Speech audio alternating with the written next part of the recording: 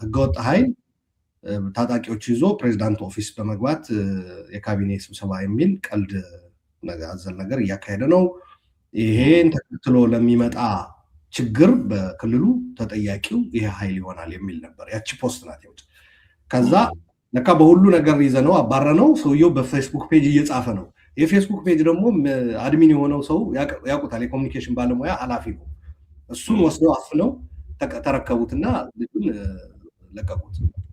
ከዛ እንደዚህ ነው ያለቀው ልፈልጌ ነው። ምንም ሩመርስ የለም ወይ? አሁን እኮ ጥሩ ነው። አሁን ጄኔሲሱን ጥሩ አድርገህ እንኳን አስታወስከም። ባለፈውም ገልጸ ነበር። አሁን 6 ሳምንት ሆኖታል ሪዮት ሚዲያ ላይ ከቀረበ በኋላ ራሱ 6-7 ሳምንት ቢያንስ እኔ እስከማስታውሰው እና አንደኛው ወር ጨርሶ ሁለተኛው ወርስ ነው ያለው። ዞሮ በዚህ ጊዜ ሁሉ ውስጥ ምንም የሚሰማ ነገር የለም እኮ። ሩመርስ የለም ወይ? ምንም የት ነው ያሉት? ህይወት ሳሉ ወይ የቁም እስረኛት ነው የሆኑት? ወይ ሞስት ፕሮባብሊ አንዱ ቲዮሪ እና ግልጽ የሆነ የቁም እስረኛ ናቸው የሚል ነው የተገለጸው። ምንድነው ያንተ ለአንተ የሚሰጠው ስሜት ምንድነው? የምታውቀው ነገር በዚህ ነገር? ያለኝ መረጃ ልንገርህ። ያው በሚዲያ በፐብሊክ እንትን ምንም ከዛ በኋላ ምንም ነገር እንደሌለ ነግሬሃለሁ። ግን ዝም ብሎ በምሰማው ነገር ግን ልንገርህ። መቀለ ነው ያለው፣ ይንቀሳቀሳል። አንዳንድ አብረው የሚገናኙባቸው ቦታዎች ኃላፊዎች በፊትም ሆቴል ምናምን ላይ እንደዛ እንትን ይላል። ከዛ ውጭ ግን በጣም ከቦታ ቦታ እንትን አይልም። አንድ ቦታ አንድ ስፍራ ላይ ነው እና ከዛ በዘለለ ይሄ ወደ አዲስ አበባ መሄድ እንደዚህ ነገሮች የማይታሰቡ ናቸው። ስለዚህ አዲስ አበባ የተባለውም ትክክል አይደለም። እሱን ሩል አውት እናድርግ። አዲስ አበባ ሄዷል የተባለው አዲስ አበባ ላይ አይደለም፣ መቀለ ነው ያለው ባጭሩ። እና መቀለም ሆኖ ደግሞ ዴይ ቱ ዴይ አክቲቪቲም እንደ ልብ እየሰራም አይደለም። ምክንያቱም ሰዎች ያዩት ነበረ። ዴይ ቱ ዴይ አክቲቪቲም እየተሰራ ቢሆን ኦኬ።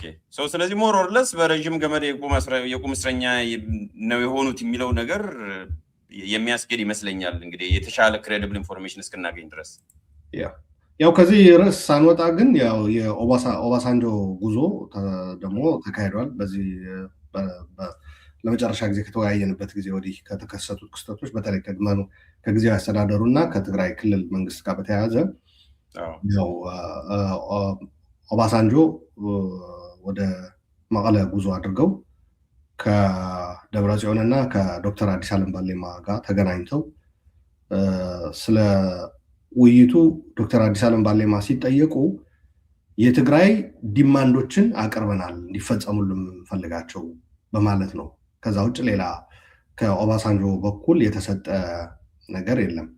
ግን አንዳንዶቹ የጦር የኮር በላይ የሚባሉት ወይም የፈትለ ታጣቂዎች ብለን የምንጠራቸው ኃላፊዎች ያገኙትን መድረክ ተጠቅመው ይኸው ድል አደረግን ኦባሳንጆን ልከው ፌዴራል መንግስት፣ በነገራችን ላይ ፌዴራል መንግስት ብልጽግና እውቅና የሚሰጠው የሆነ ዝም ብሎ ተወውና ባለስልጣን ተራ ትግራዊ ህይወቱን የሚኖር እንኳ ራሱ እንደ ጠላት ነው የሚፈርጁት። ከጠላት እውቅና ተሰጠ ነው የምትባለው።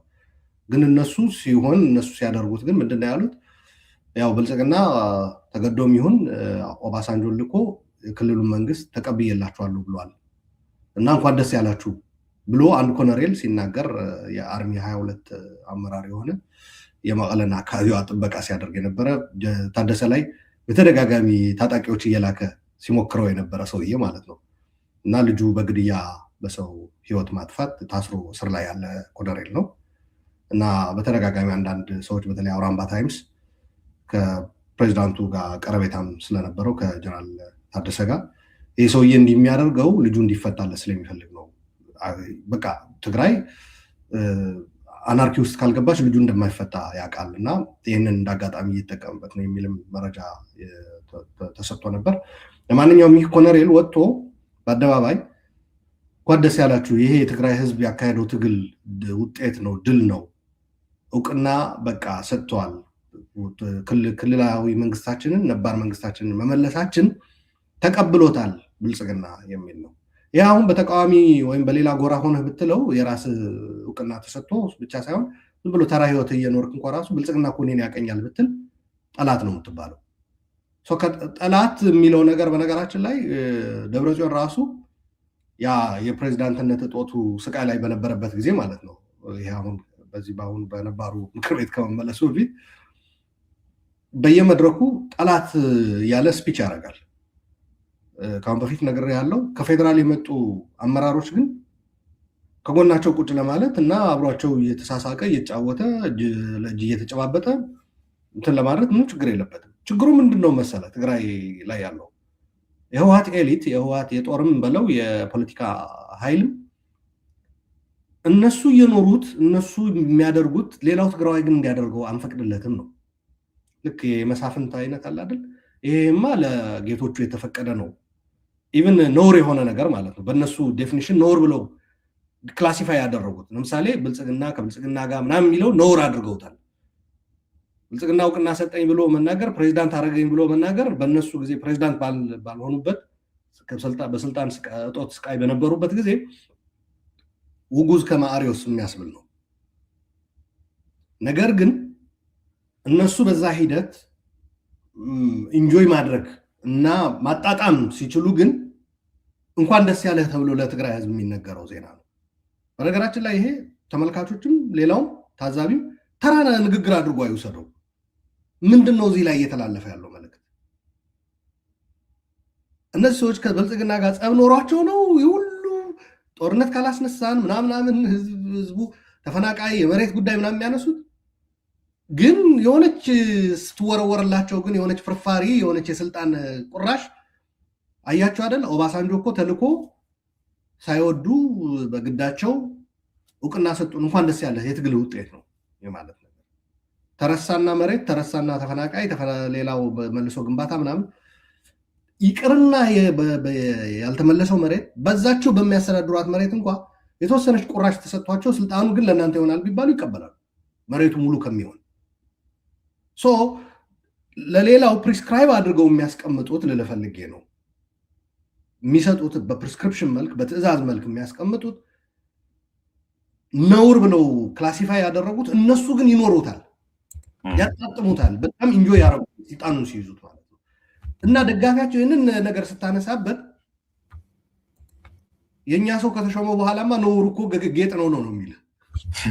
ለነገሩ የደጋፊው አቋም ምንድን ነው? የህወሓት ደጋፊ አቋም ሲባል እንደ መሪያቸው ሙድ ይወሰናል ያለ ሰውዬ ነበር። ምክንያቱም በአንድ ቀን ውስጥ 3-4 አይነት አቋም ሊይዙ ይችላሉ። ቧንቧ ሲከፈትና ሲዘጋ አብሮ ነው የሚቀይሩትና ሰው ጠዋት የያዙትንም አቋም ከሰዓት ሲፈቀድ ማለት ትንሽ የአእምሮም ችግር ሊኖርህ ይገባል። በዚህ ደረጃ አክት ለማድረግ ጤናማ አእምሮ መያዝ ኳሊፋይ አታደርግም፣ ጤናማ አእምሮ ከያዝ። ስለዚህ የተወሰነ መቀንጨር ይጠይቃል፣ ልትቀነጨር ይገባሃል። በእንደዛ አይነት ደረጃ እንትን ለማለት ለምሳሌ የሆነ ሰው ይሄድና ይሄ እኮ ጠላት ነው ከብልጽግና ጋር እንዲህ አደረገ ይላል። እንዲህ አብርሃም በላይ ቤት ሄዶ ማደር እኮ ይቻላል በደብረ ጽዮን ስትላቸው፣ አይ ደብረ ጽዮንማ እዛ አብርሃም በላይ ቤት እኮ ያደረው የሆነ ፕራግማቲስት ሆኖ በጥበብ በብልሃት አብርሃምን ተጠቅሞ እዛ አልጋው ላይ ኖት አንሶላው ላይ በማርከር ጽፎለት የሆነ መልእክት ሆቴል ላይ እንዳይያዝበት ብሎ ትራሱ ላይ እንትን ብሎለት ስለመጣ ነው ይሏል። አይደል ነው ችዬበት አለው ራሱ አይደል ነው። ምክንያቱም አእምሮዬን መግደል አለብኝ በዛ አይነት ደረጃ ለማሰብ አይደል ነው። ችዬበት ከሆነ አላቅም ልልፈልጌ ነው ሞገስ ማለት ንግግሩ ማለት ነው። በዛ ደረጃ ነው። ለምን ታዲያ ደብረጽዮን እንዲያደረገ ስትላቸው አይ የሆነ ደብረጽዮን የተገጠመለት ጭንቅላት ስለሚለይ ጠላት ጋም ራሱ በመሄድ የሚሰራው ስራ አለ ይለዋል። ሌላው ትግራዋይ ግን እንደዛ ካደረገ አይደለም አድርጎ ሳያደርግ እንኳ ራሱ እኛን ስለተቃወመን በዛም ፈርጀዋለን ነው። ለምሳሌ ለነገሩ አንድ የደብረጽዮን ስፔሻሊቲ ብቸኛው ስፔሻሊቲ አሁን ከድርድሩ ጋም ከሳንክሽኑ ጋም አያይዘን እናየዋለን። ዩተርን ያደርጋል ነገሮች ጫን ሲሉ። ያው አንዳንድ ጥሩ ዲስክሪፕሽን አለ። እኔ የተሻለ ስለሌለኝ የመከራ አንቴና ተብሎ ስም ስለወጥቶለት ነበር የሆነ ጊዜና ረጅም አንቴና ያለው ነው ይመስለኝ። ለዛውም ከአንቴናም ያለፈ ቀንድ ያለው ይመስለኛል። የመከራ ቀንድ ነው ከአንቴናም ከፍ ብሎ እንደው ብናሻሽለው የመከራ ቀንድ የደብረጽዮን የመከራ ቀንድ በጣም ሹል ነው የሚመስለኝ። አንድ ነገር ልንገርህ ሞገስ፣ በነገራችን ላይ ህወሓትን ከብልጽግና ጋር የሚደረጉ ግንኙነቶች እነሱ ሲያደርጉት ጌጥ ሌላው ሲያደርገው ነውር ማድረጋቸው አንድ ነገር ነው። ብልጽግና ጋር ምንም ነገር የሌለው ግን ህወሓትን የሚታገል ጭቆናን የሚጸየፍ ትግራዋይ ደግሞ አይማ ብልጽግና እየደገፈ ነው የሚባል ይሄ አንዳንድ ፖለቲካ የኢትዮጵያ ፖለቲከኞች ተቃዋሚዎችም ሰላማዊ ታጋዮች ወዳጆቻችንም ቀስመውታል። በግልጽ በአደባባይ ወጥተው አሁን ህወሓትን መታገል ማለት ብልጽግና መደገፍ ነው። እስከ ማለት ድፍረት ማለት ትግራዋይ ሳይሆን ማለት ነው። ትግራዋይ ሆኖ እንደዛ የሚል የህወሓት ሰው ያጋጥመናል። ግን ትግራዋይ ሳይሆን ኢትዮጵያዊ ሆኖ የትግራይ ህዝብ ወዳጅ የሆነ በፖለቲካ 30 እና ከዛ ዓመት በላይ ልምድ ያለው ሰው መጥቶ አይ አሁን ህወሓትን መታገል ማለት የህወሓትን ጭቆና ማለት አዲስ አበባ ላይ ያለው የመሳሪያ አገዛዝ የብረት የአፈሙዝ አገዛዝ መቀለ ላይ ያለው አፈሙዝ አገዛዝ እንትን አይልም ላይክ በኩል ልትታገለው አይገባም። ስለዚህ አሁን ህወሓትን መታገል ማለት ከብልጽግና መሰለፍ ነው ብለው የሚያስቀምጡትም ነገር አለ። ኖ ጭቆና ጨቋኙን እያየህ አይደለም የምትታገለው። ያማ ጨቋኝ ነው እየታገልክ ያለው እንጂ ጭቆናን አይደለም እየተጠየፍክ ያለው። ስለዚህ ጭቆና የትም ይሁን ከየትም ይምጣ ከእናትህ ማህፀን የወጣ ወንድምህም ጭምር ጨቋኝ ከሆነ ትታገለዋለህ፣ ምንም ጥያቄ የለውም። ግን አንዳንዶቹ ግን ምንድነው እየነገሩን ያሉት? ትግራዮች የህወሓት ጭቆናን ተቋቋሙ ቻሉት። የብልጽግና ጭቆና ላይ ግን ልጆች ስጡን፣ ወጣቶች ስጡን። በምን እንኳ አሁን የቅድሙም ላምሳል እዚህ ላይም የአእምሮ ችግር መኖር አለበት እንጂ እንዴት ብለህ ትረዳዋለህ ይሄንን ጭምር? ስለዚህ ይሄ በጣም ያስቸግራል። የደብረ ጽዮን ግን ልምጣልህና በጣም ስላነሳኸው አንድ ጊዜ ምን ሆነ፣ ጌታቸውን አስቸገረው። ጌታቸውን ያገኘዋል እየሄደ ያገኘዋል። ከዛ ግን እነ ፈትለን እነ ዓለምን በፍጹም ጌታቸው የሚባል ሰው አጠገቤ እንዲደርስ አልፈልግም እያለ ይነግራቸዋል። ይሄ ጌታቸው ይሰማል። ጨነቀው ጌታቸው በዛ ጊዜ ያቱ ይመጣና ያገኘውና እኔ እኮ እነሱ ነው ያስቸገሩኝ እንጂ እኔ እኮ ለመስራት ምንም ችግር የለብኝም እያለ ይነግረዋል። ከዛ ጌታቸው ግራ ተጋባ። ፍጹም ጌታቸው ቤት ጌታቸውን አግኝቼው አላውቅም። በነገራችን ላይ ከጠላት ጋር ተገናኝታችኋል በሚል የህወሓት ሰሞኑ በዚህ ባለፉት ሳምንታት በነበረው ቆይታችን እንዲያውም ከተደረጉ ነገሮች አንዱ አፕዴትም እንዲሆን ለተመልካቾች ግምገማ ነበራቸው። ህወሓቶች ስልጣኑን ይዘናል ብለው ከእንትን ካሉ በኋላ እዛ ውስጥ ሆነው ትንሽ የለውጥ የሚመስል ትንሽ አላደል እየተሳሳትን ነው የሚል ግምገማ ያላቸው ሰዎችን የመስበር ስራ ነው የሰሩት። ወዲያውኑ እንደዛ ነው የሚደረገው፣ የጠረጋ ስራ ማለት ነው። እና ምንድነው ከብልጽግና ጋር ከጠላት ጋር መገናኘት የሚለው ጉዳይ አንስተው ሲተቿቸው አብርሃም በላይ ጋር ሄዶ ያድር እንደነበረ ደብረጽዮን ግን እንደ ኬዝ አልቀረበም። ልጆቹ ግን የተገመገሙት ከአዲስ አበባ ሄዳችሁ የብልጽግና ባለስልጣን አግኝታችኋል ነው። ደብረጽዮን ያንን ነገር ያላነሳው አውቁትም በሚል ነው።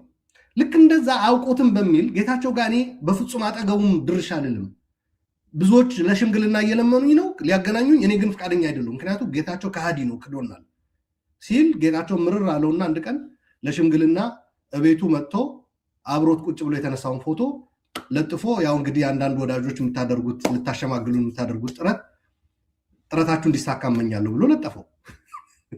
ምን ያድርግ እና ማለት እኔ ግራ ይገባሃል። ስለዚህ አሁን አንዳንድ የትግራይ ዩዝፉል ኢዲየትስ ህወሓትን መቃወም፣ ጭቆናን ህወሓት እያደረሰው ያለ በደል መታገል ብልጽግናን መደገፍ ነው ብለው በመውሰድ ማለት ነው ሁሉንም ትግራዋይ በብልጽግናነት የመፈረጅ ተግባር የፈጸመው ነው። እኔ እንደምነግርህ ከደብረ ጽዮን የበለጠ ከብልጽግና ጋር ለመስራት ከብልጽግና ጋር የሰራ ለብልጽግና ስልጣን እንዲሰጡት ሁሉንም ነገር የጠየቀ እና በማስረጃ ደግሞ ሁሉም ነገር የተያዘበት ሰው የለም። ከትግራዋይ ሙሉ ነው የምልህ አጠቃላይ ካለው ፖፑሌሽን። ለምሳሌ አንድ ምሳሌ ልጨምር እዚህ ላይ እንደ መጨረሻ በዚህ ርዕስ ላይ አዲስ አበባ ሄዱ አንዴ ታስታውሳለህ፣ ሰብሰብ ብለው ሁሉም እነ ጻድቃንም እነ ደብረጽዮንም ጌታቸውም ምንም በሁሉም ሳይድ እና አብይ ጠርቶ ሰበሰባቸው ጠቅላይ ሚኒስቴር ኦፊስ ውስጥ። ኦፍኮርስ የራሱ ሰዎችም ደርድሯል እና በዛኛው ወንበሩ ሞላ፣ ከትግራይ ሳይድ በመጡት ሞላ እና በዛኛው ግን የተወሰነ ወንበር ነበረ። ምክንያቱ አነስ ያለ ቁጥር ነበራቸው በብልጽግና ሳይድ ያሉት ጁላ፣ ሬድዋን እና ጢሞቴዎስ ምናምን ነበሩና ከዛ ትርፍ ወንበር ነበር። ከዛ ወንበሯ ሄዶ ማን ቁጭ ይበላል? የትግራዮች እኮ በዛኛው ሳይድ ተደርድሮ ሞልቷል እና ሰው እንትን አለ፣ ተጨማሪ ሰው ነበረ። ከዛ አብይ ምን አለ? ብልጽግና እንዳይሏችሁ ፈርታችሁ ነው ኖ ጌታቸው ነው እንጂ ብልጽግና እንዳትባል ፈርተ ነው ሂድና ቁጭ በላለሁ። አብይ አይደለም ጌታቸው ረዳ ያንን የትግራይ ሰው ኃላፊው በሱ ካቢኔ ውስጥ ያለ ብልጽግና እንዳትባል ፈርተህ ነው? ችግር የለውም ሂድና ቁጭ በላሉ። ከዛ በዛ መድረክ ላይ መድረኩን ለማስታወስ ነው ይህንን የጠቀስኩት፣ ታስታውሰዋለህ። በዛ መድረክ ላይ ደብረጽዮን ምን የሚል ፕሮፖዛል እንዳቀረበ ታውቃለህ? ከህወሓት ከሰራዊት ከብልጽግና የጌታቸውን ጊዜያዊ አስተዳደር አፍርስልን እንጂ አባረው እንጂ ጌታቸውን ከህወሓት ከብልጽግናና ከሰራዊት ጊዜያዊ አስተዳደሩን እናቋቁሙ ብሎ ጠይቋል። ይሄ ምን ቃል በቃል እዛ የነበረ ሰው ነው የነገረኝ ማለት ነው። በስሚም አይደለም። እዛ ከነበሩትም ቬሪፋይ ክሮስ ቼክ አድርጌ ሁሉም አዎ ብለዋል። የህወሓቶቹ ጭምር ከደብረጽዮን ጋር አብረውት የሄዱት ጭምር ከደብረጽዮን ሳይድ የነበሩት አዎ ብለዋል ነው ያሉ። ምንድነው የሆነው? አብይ ምን ብሎ መለሰለት? አይ ደብረጽዮን ተው እንጂ አይደለም እኛ ብልጽግና ገብተን እንዲሁ የራስ ሰዎች የህወሓት ሰዎች እንኳን ብልጽግና ብለህ ፈርጀህ ቁም ስቅላቸው እያያቸው አይደለም ወይ? ምን ልልህ ፈልጌ ነው፣ ደብረጽዮንን የሚደግፉ ሰዎች አሁን አንድ እህታችንም ሰሞኑን የሆነ አንድ ቃለ ምልልስ ሰጥታ ከአምለሰት ሙጬ ከቴዎድሮስ ካሳሁን ሚስት ጋር ሰጥታ በተገቢው አለመግለጿ የትግራይ ያጋጠመው ነገር አንድ ነገር ነው። እሱን እንድትገልጽ ማበረታታት መጠቆም አንድ ነገር ነው። ልጅቷን በአደባባይ ካልሰቀልነሽ የሚል ነገር መጣ። በአብዛኛው ደግሞ በዚህ ጉዳይ ላይ በአደባባይ ካልተሰቀለችልን ብለው የተሳተፉት የደብረጽዮን ሰዎች ናቸው። ደብረጽዮንን እየደገፍክ አንድ ፍሬ ህፃን ልጅ 22 ነው እድሜው፣ አሁን ነው ኮሌጅ የጨረሰችው ልጅቷ። በጦርነቱ ወቅት ገና ቲኔጀር ነበረች እና ከእውቀትም ከእንትንም ማጣት ሊሆን ይችላል፣ ነርቨስ ሆናም ሊሆን ይችላል። አዲስ አበባ ሄዳ ነው ያንን ኢንተርቪው ያደረገችው። ደብረጽዮን እኮ ቤቴ የነበረ ውሸት ነው 1 ሚሊዮን አልቋል የሚባለው አልተቆጠረም ያለ ሰውዬ። ደብረጽዮን ናይጄሪያ አያስፈልገንም፣ ሶስተኛ አካል አያስፈልገንም ብሎ በአደባባይ አብይን ደግሞ በተለየ መልኩ አመሰግነዋለሁ ያለ ነው። ደብረጽዮንን እየደገፍክ የ22 ዓመት ህፃን ልጅ በጦርነት ወቅት ቲኔጀር የነበረች ፕሮባብሊ 16 ወይም 17 ዕድሜዋ ከነበረ ነው የነበረች ልጅ እንዴት እንዲህ አይነት ስተት ትሳሳታለች ተብሎ ትሰቀልልን? ደብረጽዮንን እየደገፍክ ይሄ ሞራል ሊኖርህ አይገባም ነው የኔ ፖይንት። ደግሞ በፍጹም ከየት ነው ያገኛችሁት ነው? በርቀስ ነው ወይ ነው? አሁን እኮ መገናኘት አንደኛ ይኸው እዚህ ከፈለግን ሺህ ፎቶም ቪዲዮም በአካልም ሲናገር የነበረው ማየት ይቻላል። እኔ እንደው ደብረጽዮን በተለየ መልኩ ርዕስ ስለሆኑ ነው እንጂ ኢትዮጵያ ልሂቃን ላይ አብረው በመስራት አንድ ፓርቲ ውስጥ በመቆየት ችግር የተፈታ ሲመስላቸው ሲፋቀሩ እና ዘለው ሲተቃቀፉ ከማንም ቀድመው ነው እጃቸውንም ሳይታጠቡ ልብሳቸውንም ሳያስተካክሉ ችግር አለ ሲሉ ደግሞ ወደ አሁኑ የመገልበጥና ሌላውን የመፈረጅ ነገር ይሄው የኢትዮጵያ ፖለቲካ ኤሊት አካል አይደለም። ደብረጽዮን ከአብይ ጋር የተገናኘበትም ያመሰገነበትም የተማጸነበትንም ቪዲዮም ማስረጃ ምናምጣ ቢባል ሺህ አይመጣም ወይ ነው እኮ ቤዚካሊ ምን የሚካበር ነገር አለ። ከጦርነቱ በኋላ ከፕሪቶሪያ በኋላ እዛው ስብሰባም ነው ያነሳው አብይ፣ ሁሉም በተሰበሰቡበት ከማንም በላይ ብዙ ያገኘኝ አንተ ነህ ብሎ ነው የገለጸው አብይ ማለት ነው። ብዙ እኮ ከሌሎቹ ጋር ከጌታቸው እንኳን ፕሬዚዳንት ሆኖ ያንተን ያክል አላገኘሁትም ነው ያለው። ደብረጽዮን በተደጋጋሚ ተመላልሰ ስለዚህ ስልጣንና ፕሬዚዳንትነቱ ጠይቀኛል ነው ያለው። ከፍተኛ ቁጥር ነው ያስመዘገበው፣ ሬከርድ ነው የደብረጽዮን በነገራችን ላይ ከፕሪቶሪያ በኋላ ከአብይ ጋር እየተገናኘ የመለመኑ ጉዳይ ማለት ነው። እና ደግሞ አብርሃም ከማንም ትግራዋይ በላይ አብርሃም ለአብይ ይቀርባል፣ አብርሃም የነገረው ነገር ይሰማል ተብሎ ስለሚታመን ነው አብርሃም በላይ ቤት እያደረ ሆቴል አልሄድም ብሎ ማለት ነው አብርሃም በላይ ጋር እንትን እያለ ለአብይ ሲያደርግ ነበረ። ስለዚህ ለአብይ ያደረክበት ስርዓት ከማንም በላይ ሄደ የተገናኘው፣ ከማንም በላይ አደባባይ ላይ ወጥተህ ያመሰገንከው። ሌላ ቀርቶ አንድ ነገር ልንገርህ፣ የፌዴራል ባለስልጣናት በአውሮፕላን የመጀመሪያው ጉዞ ሲመጡ የነበረው ግፊያ ልነግርህ አልችልም። እንዲያውም የፌዴራል ሰዎች እነዚህ ይህ ሁሉ ችግር ፈጥረንባቸው ተመልሰን አሁን ሰላም ወርዶ ያገኘናቸው ሰዎች አይሉ። ምክንያቱም በጣም ሰቀቀን ነበራቸው ትግራይን ተመልሰው ህዝቡን ተመልሶ ለማየት እና ሰዎቹን ተመልሶ ለማግኘት ማለት ነው። ግፊያ ነው ተው በቃ እኛ እኮ ምንም ችግር የለም፣ ምንም ያጣላ ነገር እኮ አልነበረም፣ ሶስተኛም አካል አያስፈልገንም ነው ያላቸው ደብረጽዮን። ከናይጄሪያ ሰው እያመጣን ከእንትን ፊት ለፊት መነጋገር፣ ፊት ለፊት የተለመደችው እጅ አለች እንዲህ ያለ ፊት ለፊት እየተገናኘን እንትን ማለት ነበረ መጨረስ ነበረብን ራሳችን ይላል። ከዛ ስብሰባው ካለቀ በኋላ የትግራይ እናት መርዶ አልተነገራትም ብያለሁ። ስለ ልጆቿ የቆሰሉት አልታከሙ። የነበረው ግፊያ ግን ምን እንደሆነ ታውቃለህ? ባለስልጣናቱ ባንክ፣ የልጄ ባንክ፣ የሚስቴ ባንክ፣ የልጄ ቢዝነስ፣ የሚስቴ ቢዝነስ፣ ቴሌኮም ላይ ያሉትንም ባንክ ላይ ያሉትንም አየር መንገድ ላይ ያሉትንም ግፊያ ነው አስተካክሉልን ለማለት ማለት ነው። ትንሽ ሰው ረጋ ይላል ነው ከነበረው በአንድ ጊዜ ልትቀየር አችልም። ትንሽ ይጋጭብሃል አይደል? ተደናጊረ ይባላል በትግርኛ። ስትደናገር ትንሽ እስኪ ጊዜ ልውሰድ የጥሞና ትላለህ። ትንሽ ይህንን ነገር እንትን ላድርገው እስኪ ላብሰልስለው። አልነበረም እንደዛ አይነት ነገር። ማንን ነው ማንን ላይ ምን ላይ ሆነው ነው ማንን የሚያሙት ነው ልል ፈልጌ ነው። እና አንዳንድ ጊዜ ደብረጽዮን ብልጽግና ስላልሾመው አብይ ተደጋጋሚ እምቢ ስላለው ጀግናና የትግራይ ህዝብ አዳኝ አድርገው የሚወስዱ አንዳንድ ኢትዮጵያውያንም አያለው። ስለዚህ ደብረጽዮን ትክክለኛ ነው ማለት ነው ብለው የሚወስዱ ማለት ነው። ይሄ እውነት ይህን መለኪያ አድርጎ መጠቀም እንግዲህ ሞገስ ለአንተ ልተው። እኔም ላሻግረውና ለታዛቢዎች ለአድማጮቻችን እንተዋለን። እስቲ ወደ እንትኑ እንሂድ። አሁን ወደ ብሔራዊ ግዳጅ አዋጅ አውጥቷል እና እኔ የሞት አዋጅ ብዬዋለሁ፣ ሌሎቹም በሌላ መልኩ ገልጸውታል። መጀመሪያ ይሄን አዋጅ እንዴት ነው የምገልጸው? እንዴት ዲስክራይብ ታደርገዋለህ? ወደ ዝርዝሩ ከመሄዳችን በፊት አዋጅ ወጥቷል። አዋጅ ስል ባለፈው እያንዳንዱ አቅሙ የፈቀደው አክቹዋሊ ጤነኛ የሆነና እድሜው የደረሰው ሁሉ የመመከት ግዴታ አለበት ብለው አዋጅ አውጥቷል። እሱ አንቀጽ 5 ላይ ተቀምጧል። ማንኛውም ትግራዋይ ነው ያሉት። ይሄ ኤክስትራ ቴሪቶሪያልም ነው። በአጠቃላይ ስለሱ ነው የምናወራው። ቢቢሲም ዘርዘር ያለ ነገር ትላንትና ወዲያ ዘገባ ሰርቷል። እሱ ነው ባክግራውንዱ እንድታውቁት። ይህንን አዋጅ ስትጠብቀው ነበር። በእርግጥ አዋጁን በይፋ ከመውጣቱ በፊትም ባለፈውም ስንነጋገር ነበር። ግን አዋጁን እንዴት አየው ሳይሆን ምን ስምስ እንሰጠዋለን? መጀመሪያ እንዴት እንጥራው? ከዛ በኋላ ወደ ዝርዝሩ እንሄዳለን። ባለፈው ታስታውስ እንደሆነ ከኤርትራ መንግስት ከሻዕቢያ ጋር መስራት የጀመሩ እነዚህ ሰዎች እያንዳንዷን ኤርትራ ላይ የተፈጸመች ነገር ወደ ትግራይ የማምጣት ግዴታ አለባቸው። እያንዳንዱ የሻዕቢያን ትዕዛዝ መፈጸም አለባቸው። በሻዕቢያ እጅ ያሉና የሻዕቢያ እጅ ኪሳቸው ውስጥ የገባ ብዬ ነበረ። የሻዕቢያ እጅ ኪሳቸው ውስጥ የገባ ማለት በሻዕቢያ እንትን ፔሮል የሚኗኗሩ ማለት ነው። እነሱ በብዛት ሚዲያ ላይ ምናምን እንደዚህ የሚሰሩ ናቸው። በሻዕቢያ እጅ ያሉት ደግሞ ወታደራዊና ፖለቲካዊ አመራሮቹ መውጫና መግቢያ እኔ ነኝ የምሰጣችሁ፣ ልክ የጉንዳን ቀጭኗ መንገድ ማለት ነው። ካልሆነ አፈርጣችኋለሁ ነው። እኔም ያልኳችሁ ነገር የማትፈጽሙ ከሆነ ነው።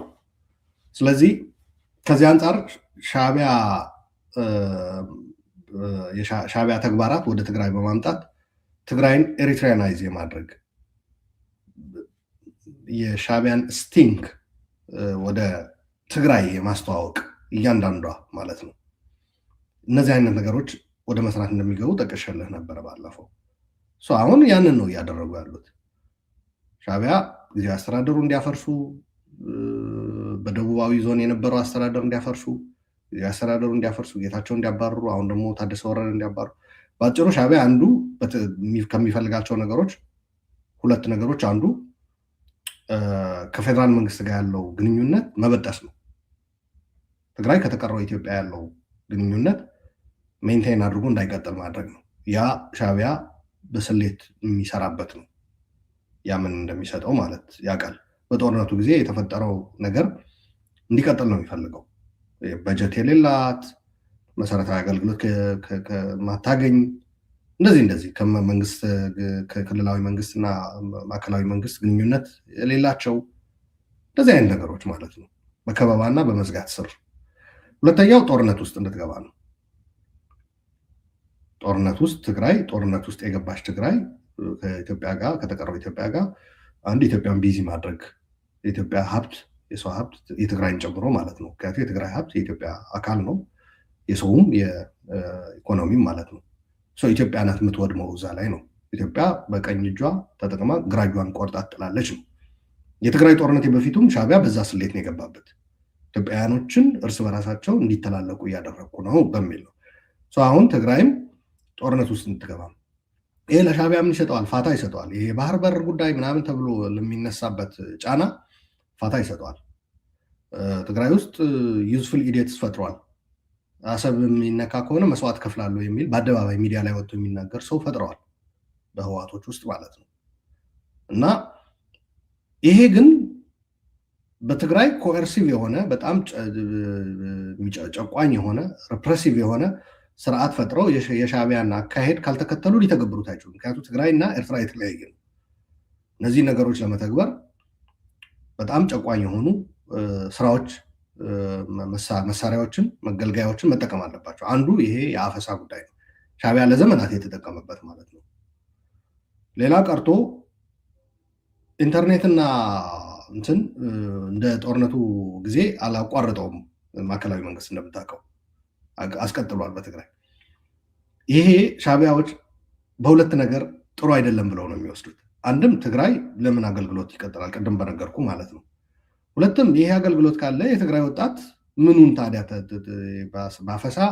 ምክንያቱም ኤርትራ ላይ የሚፈጸመው እንደምታውቀው ማፈስ ብቻ አይደለም፣ ወደ ወታደራዊ እንትን ማስገባት ብቻ አይደለም፣ ማደንቆርም ነው።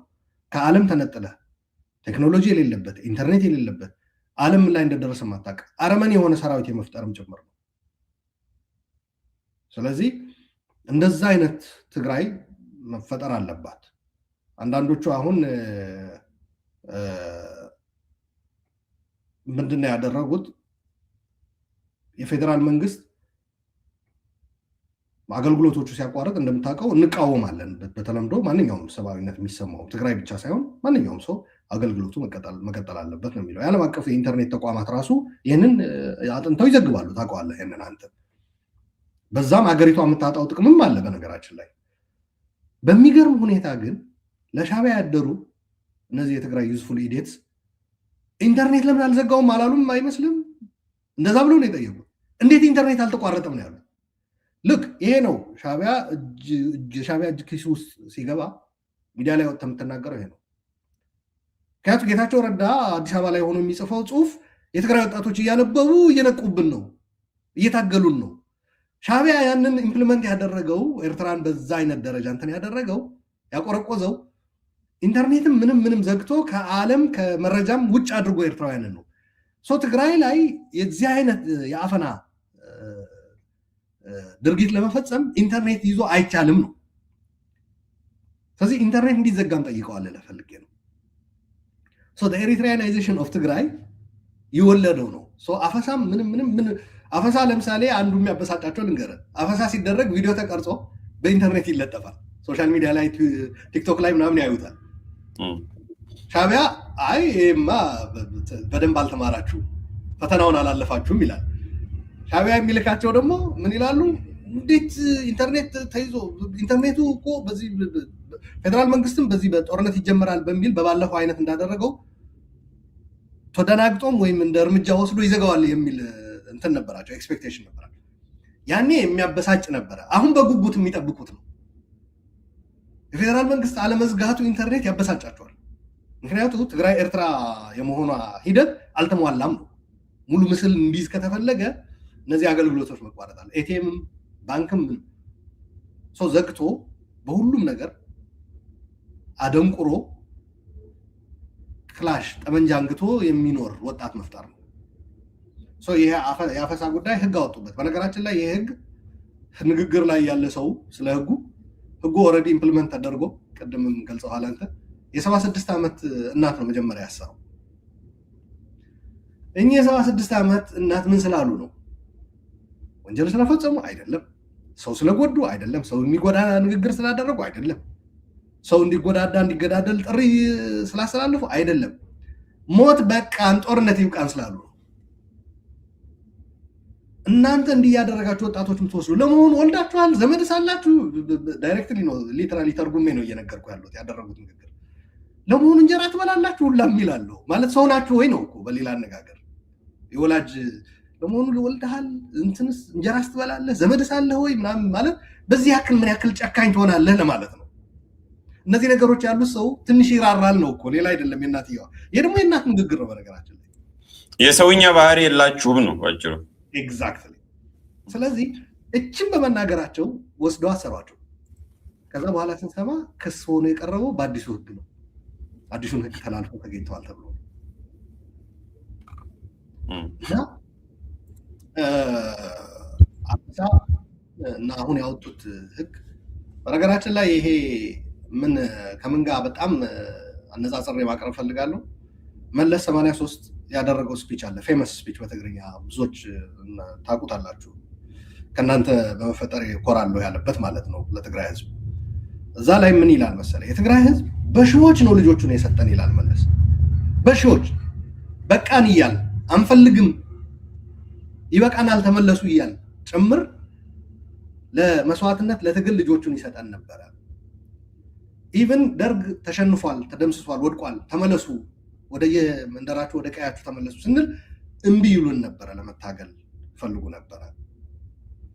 ሎክ ይህ ይል የነበረ አመራር የነበረውና ድርጅት አሁን ወጣታቱ ማለት ነው የሚታገል ማለት ነው። አንዱ ከውዙ ነው፣ ከውዙ አላመነበትም። በቃ አሁን ታገልበት ተብሎ የሚነገረው ከውዝ አላመነበትም። ሁለተኛ ከውዙን እየፈጸምን ነው እየመራን ነው የሚሉ ሰዎች እያደረጉት ያለ ድርጊት ያውቃል ወጣቱ። ስለዚህ የወጣት እምቢ ስላላቸው ቅቡልነት ስላጡ ቅቡልነታቸው መሬት ላይ ወድቆ ስለተፈተፈተ ያው የ76 ዓመት እናት ወደ ማሰር ደረሱ ማለት። በነገራችን ላይ የመጨረሻ የሞት ስትደርስ የምታደርገው ተግባር ነው። በዚህ ደረጃ እነዚህ ሰዎች የትግራይን ህዝብ ከትግራዋይነት ወደ ህወሓትነት አንድ በከረጢት ውስጥ የፓርቲ ማንነት ውስጥ ከተነዋል ባሉበት አስተሳሰባቸው አሁን ይሄ ከረጢት ተበጥሶ ማለት ነው ተቀዳዶ ህዝቡ ከዛ ከረጢት እየወጣ ነገራችን ላይ እኚህ እናት ቀንደኛም ደጋፊያቸው ነበሩ ጊዜያት ማለት ነው። ግን አሁን ግን አይ በቃን አሉ።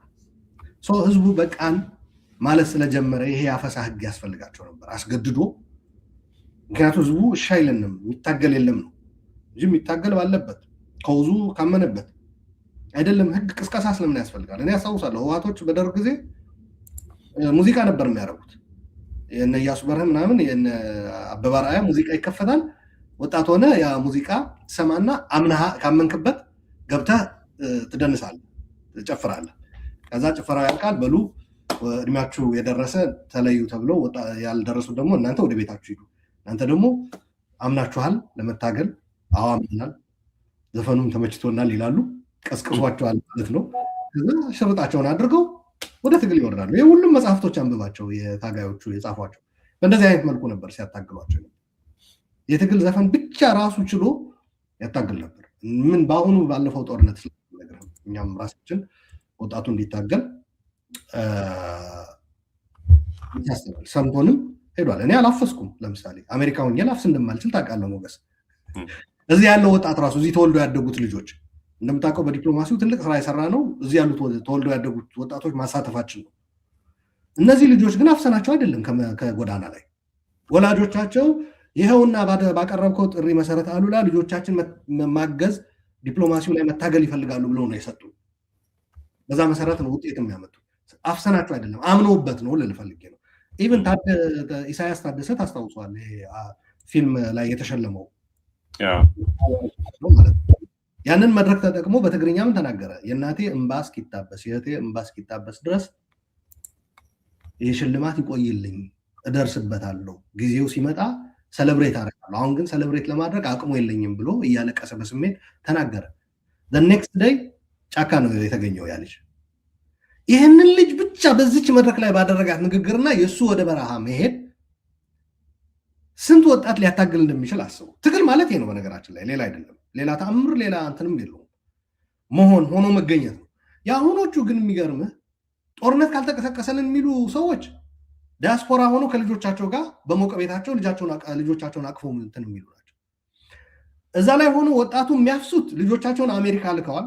ወደ ቪዛውም ስለምንመጣበት ወደ ማዕቀቡ ልጆቻቸውን ልከው አሜሪካ እያስተማሩ ነው። ስለምናውቅም ይሄ ሚስጥር አይደለም፣ የተደበቀ ነገር አይደለም፣ ተመራምረንም ያገኘነው ነገር አይደለም። ስለምናውቅም ትግራዋይ ከሆንክ ያው የተወሰነ ርቀት ሄዶ ወንድምህ ነው ዘመድህ ነው፣ ሌላ አይደለም። ስለምናውቅም እነሱ ራሳቸው አይገቡበትም። አሁን እንደምታውቀው ንቅናቄ በከፍተኛ ሁኔታ አካሂደናል፣ ውጤትም አግኝተንበታል። በነገራችን ላይ ውጤታማ ሆኗል። ይሄ ጦርነት ንቅናቄያችን ብዙ ወጣት አንቅቶ አልታገልም ሲላቸው ጊዜ ነው ወደዚህ ህግና ወደዚህ አፈሳ አይገቡት። በዚህ የጸረ ጦርነት ንቅናቄ አንታይወር ሙቭመንት አንዱ ግልጽ ያደረግነው ነገር ወጣቱም ነቅቶ ጉዳዩን እንዲረዳ ያደረገው እነዚህ ከኮር በላይ የተባሉ ሰዎች በተሳሳተ ውሳኔ ብዙ ጊዜ ዋጋ ያስከፈሉ የተሳሳተ ውሳኔ ብቻ ነው መወሰን የሚችሉት እንጂ የገፈቱ ቀማሾች አይደሉም። እሳቱ ላይ ውሳኔ ወስናሉ። የሚያልቀው እልቂቱ ላይ የገፈቱ ቀማሽ የሆነው ወጣቱ ነው። የነዚህ አፈቀላጤ ሆነው ማውስፒስ ሆነው የሚያገለግሉ በየሚዲያው ያሉ ሰዎቻቸው ደግሞ በውጭ ሀገር የሚኖሩ ናቸው። በውጭ ሀገር ሆነው እንዲያውም አሁን ከአፈሳው ጋር ስላነሳው ከአፈሳው ጋር ተያይዞ የሚያቀርቧቸው እንግዶች አሉ በየሚዲያው። በጣም ነው የምደነግጠው። እናቶች ናቸው፣ ልጆች አሏቸው። እኔ ናሽናል ፓናሶኒክ ነው የምላቸው፣ ባለፈውም ብያለሁ። የድሮ ሬዲዮ ማለት ነው፣ ሰባራ ሬዲዮ። እነሱን እያቀረቡ ምንድነው አፈሳ የምትሉት? አፈሳ የሚባል አንድም የለም ይላሉ። በሌላ በኩል ደግሞ ካለም ደጋ አደረጉ፣ ሰየው መታፈስ አለባችሁ። ታዲያ ማን ሊታገልልህ ነው? አሜሪካ ሆኖ ነው በነገራችን ላይ ማን አባህ ሊታገልልህ ነው ታዲያ የሚለው ቃሉ ራሱ እንደዛ ነው። በነገራችን ላይ ፈጠራ እንዳይመስልህ ያቃለን እንዳይመስልህ። ታዲያ ማን አባህ ምንዳነው ሀማ ህጋ ደለልካ ነው የሚለው ንግግሩ። የሚታገልልህ ሲሉ ለማን ነው የሚታገሉት? ቤዚካሊ እሱ ራሱ መች ዲፋይን ተደረገ? ትግሉ ምንድነው? ትግሉ ራሱ ጤናማ አይደለም እኮ ብያለሁ፣ አስቀምጬላለሁ። ከውዙ እኮ ቢቀበለው ንጽጽሩ እኮ ዝም ብዬ ያመጣሁት አይደለም። ከውዙ ስታምንበት አዲስ አበባ ላይ እየተሸለምክ ራሱ እዛው በሜዳቸው ላይ ገዢዎችን፣ ጨቋኞቹን፣ ገዳዮችን ትነግራቸዋለህ፣ ፊት ለፊት ትጋፈጣቸዋለህ። አንድ ከውዙ ስላመንክበት ነው። ሁለተኛ በረሃ ወርደህ ብዙ ወጣቶች እንዲታገሉ ታደርጋለህ።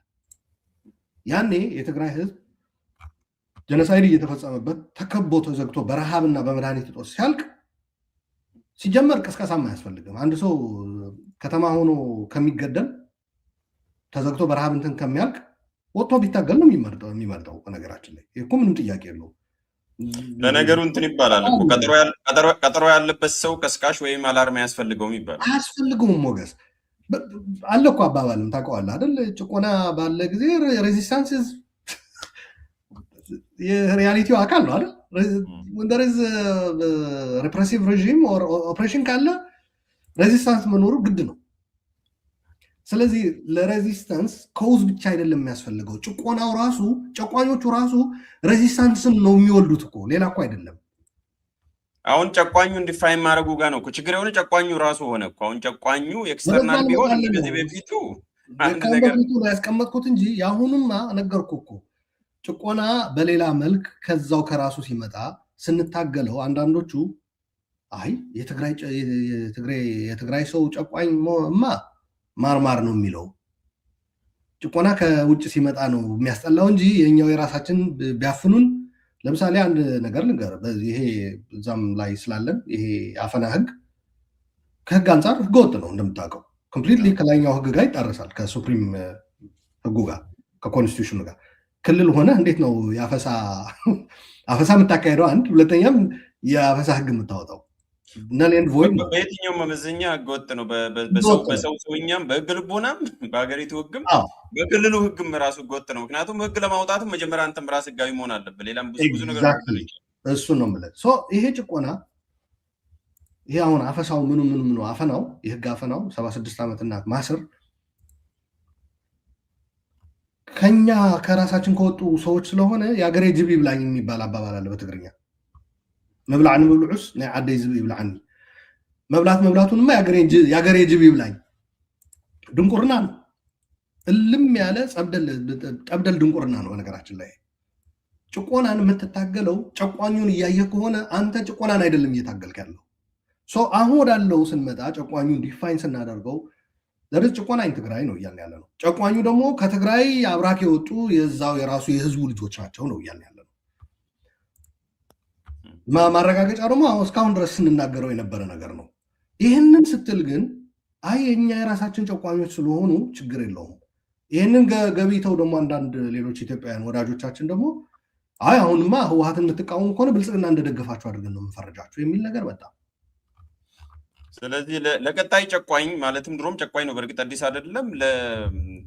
በአዲስ መልክ ጭቆና ለሚጀምረው እንትን አቀብል እኮ ዱላ አቀብል እኮ ነው። ቤዚካሊ እንዲጨቆኑ በደንብ የበለጠ እንዲጨቆኑ ተባበረኝ ነው እና ያን የሚመስለው እንግዲህ እስቲ የተወሰነ ሆነ አንድ ቪዲዮ ካለ እሱን እና እንትን እንላለን። አጫጭር በቢቢሲ የተሰራ አንድ ቪዲዮ አለ። አጭር 2 ደቂቃ እስቲ እንየው። የተደረገ ነው። በትግራይ ለወታደራዊ ግዳጅ ወጣቶች የአፈሳ ስጋት አለባቸዋል። የወጣቶች አፈሳ መሆኑን ወጣቶች ለቢቢሲ ትግርኛ ምስክርነታቸውን ሰጥተዋል። የክልሉ የሰላምና ጸጥታ ቢሮ በበኩሉ የተመለመሉ ወጣቶችን ለሰራዊት እያሰለጠነ መሆኑን አምኗል።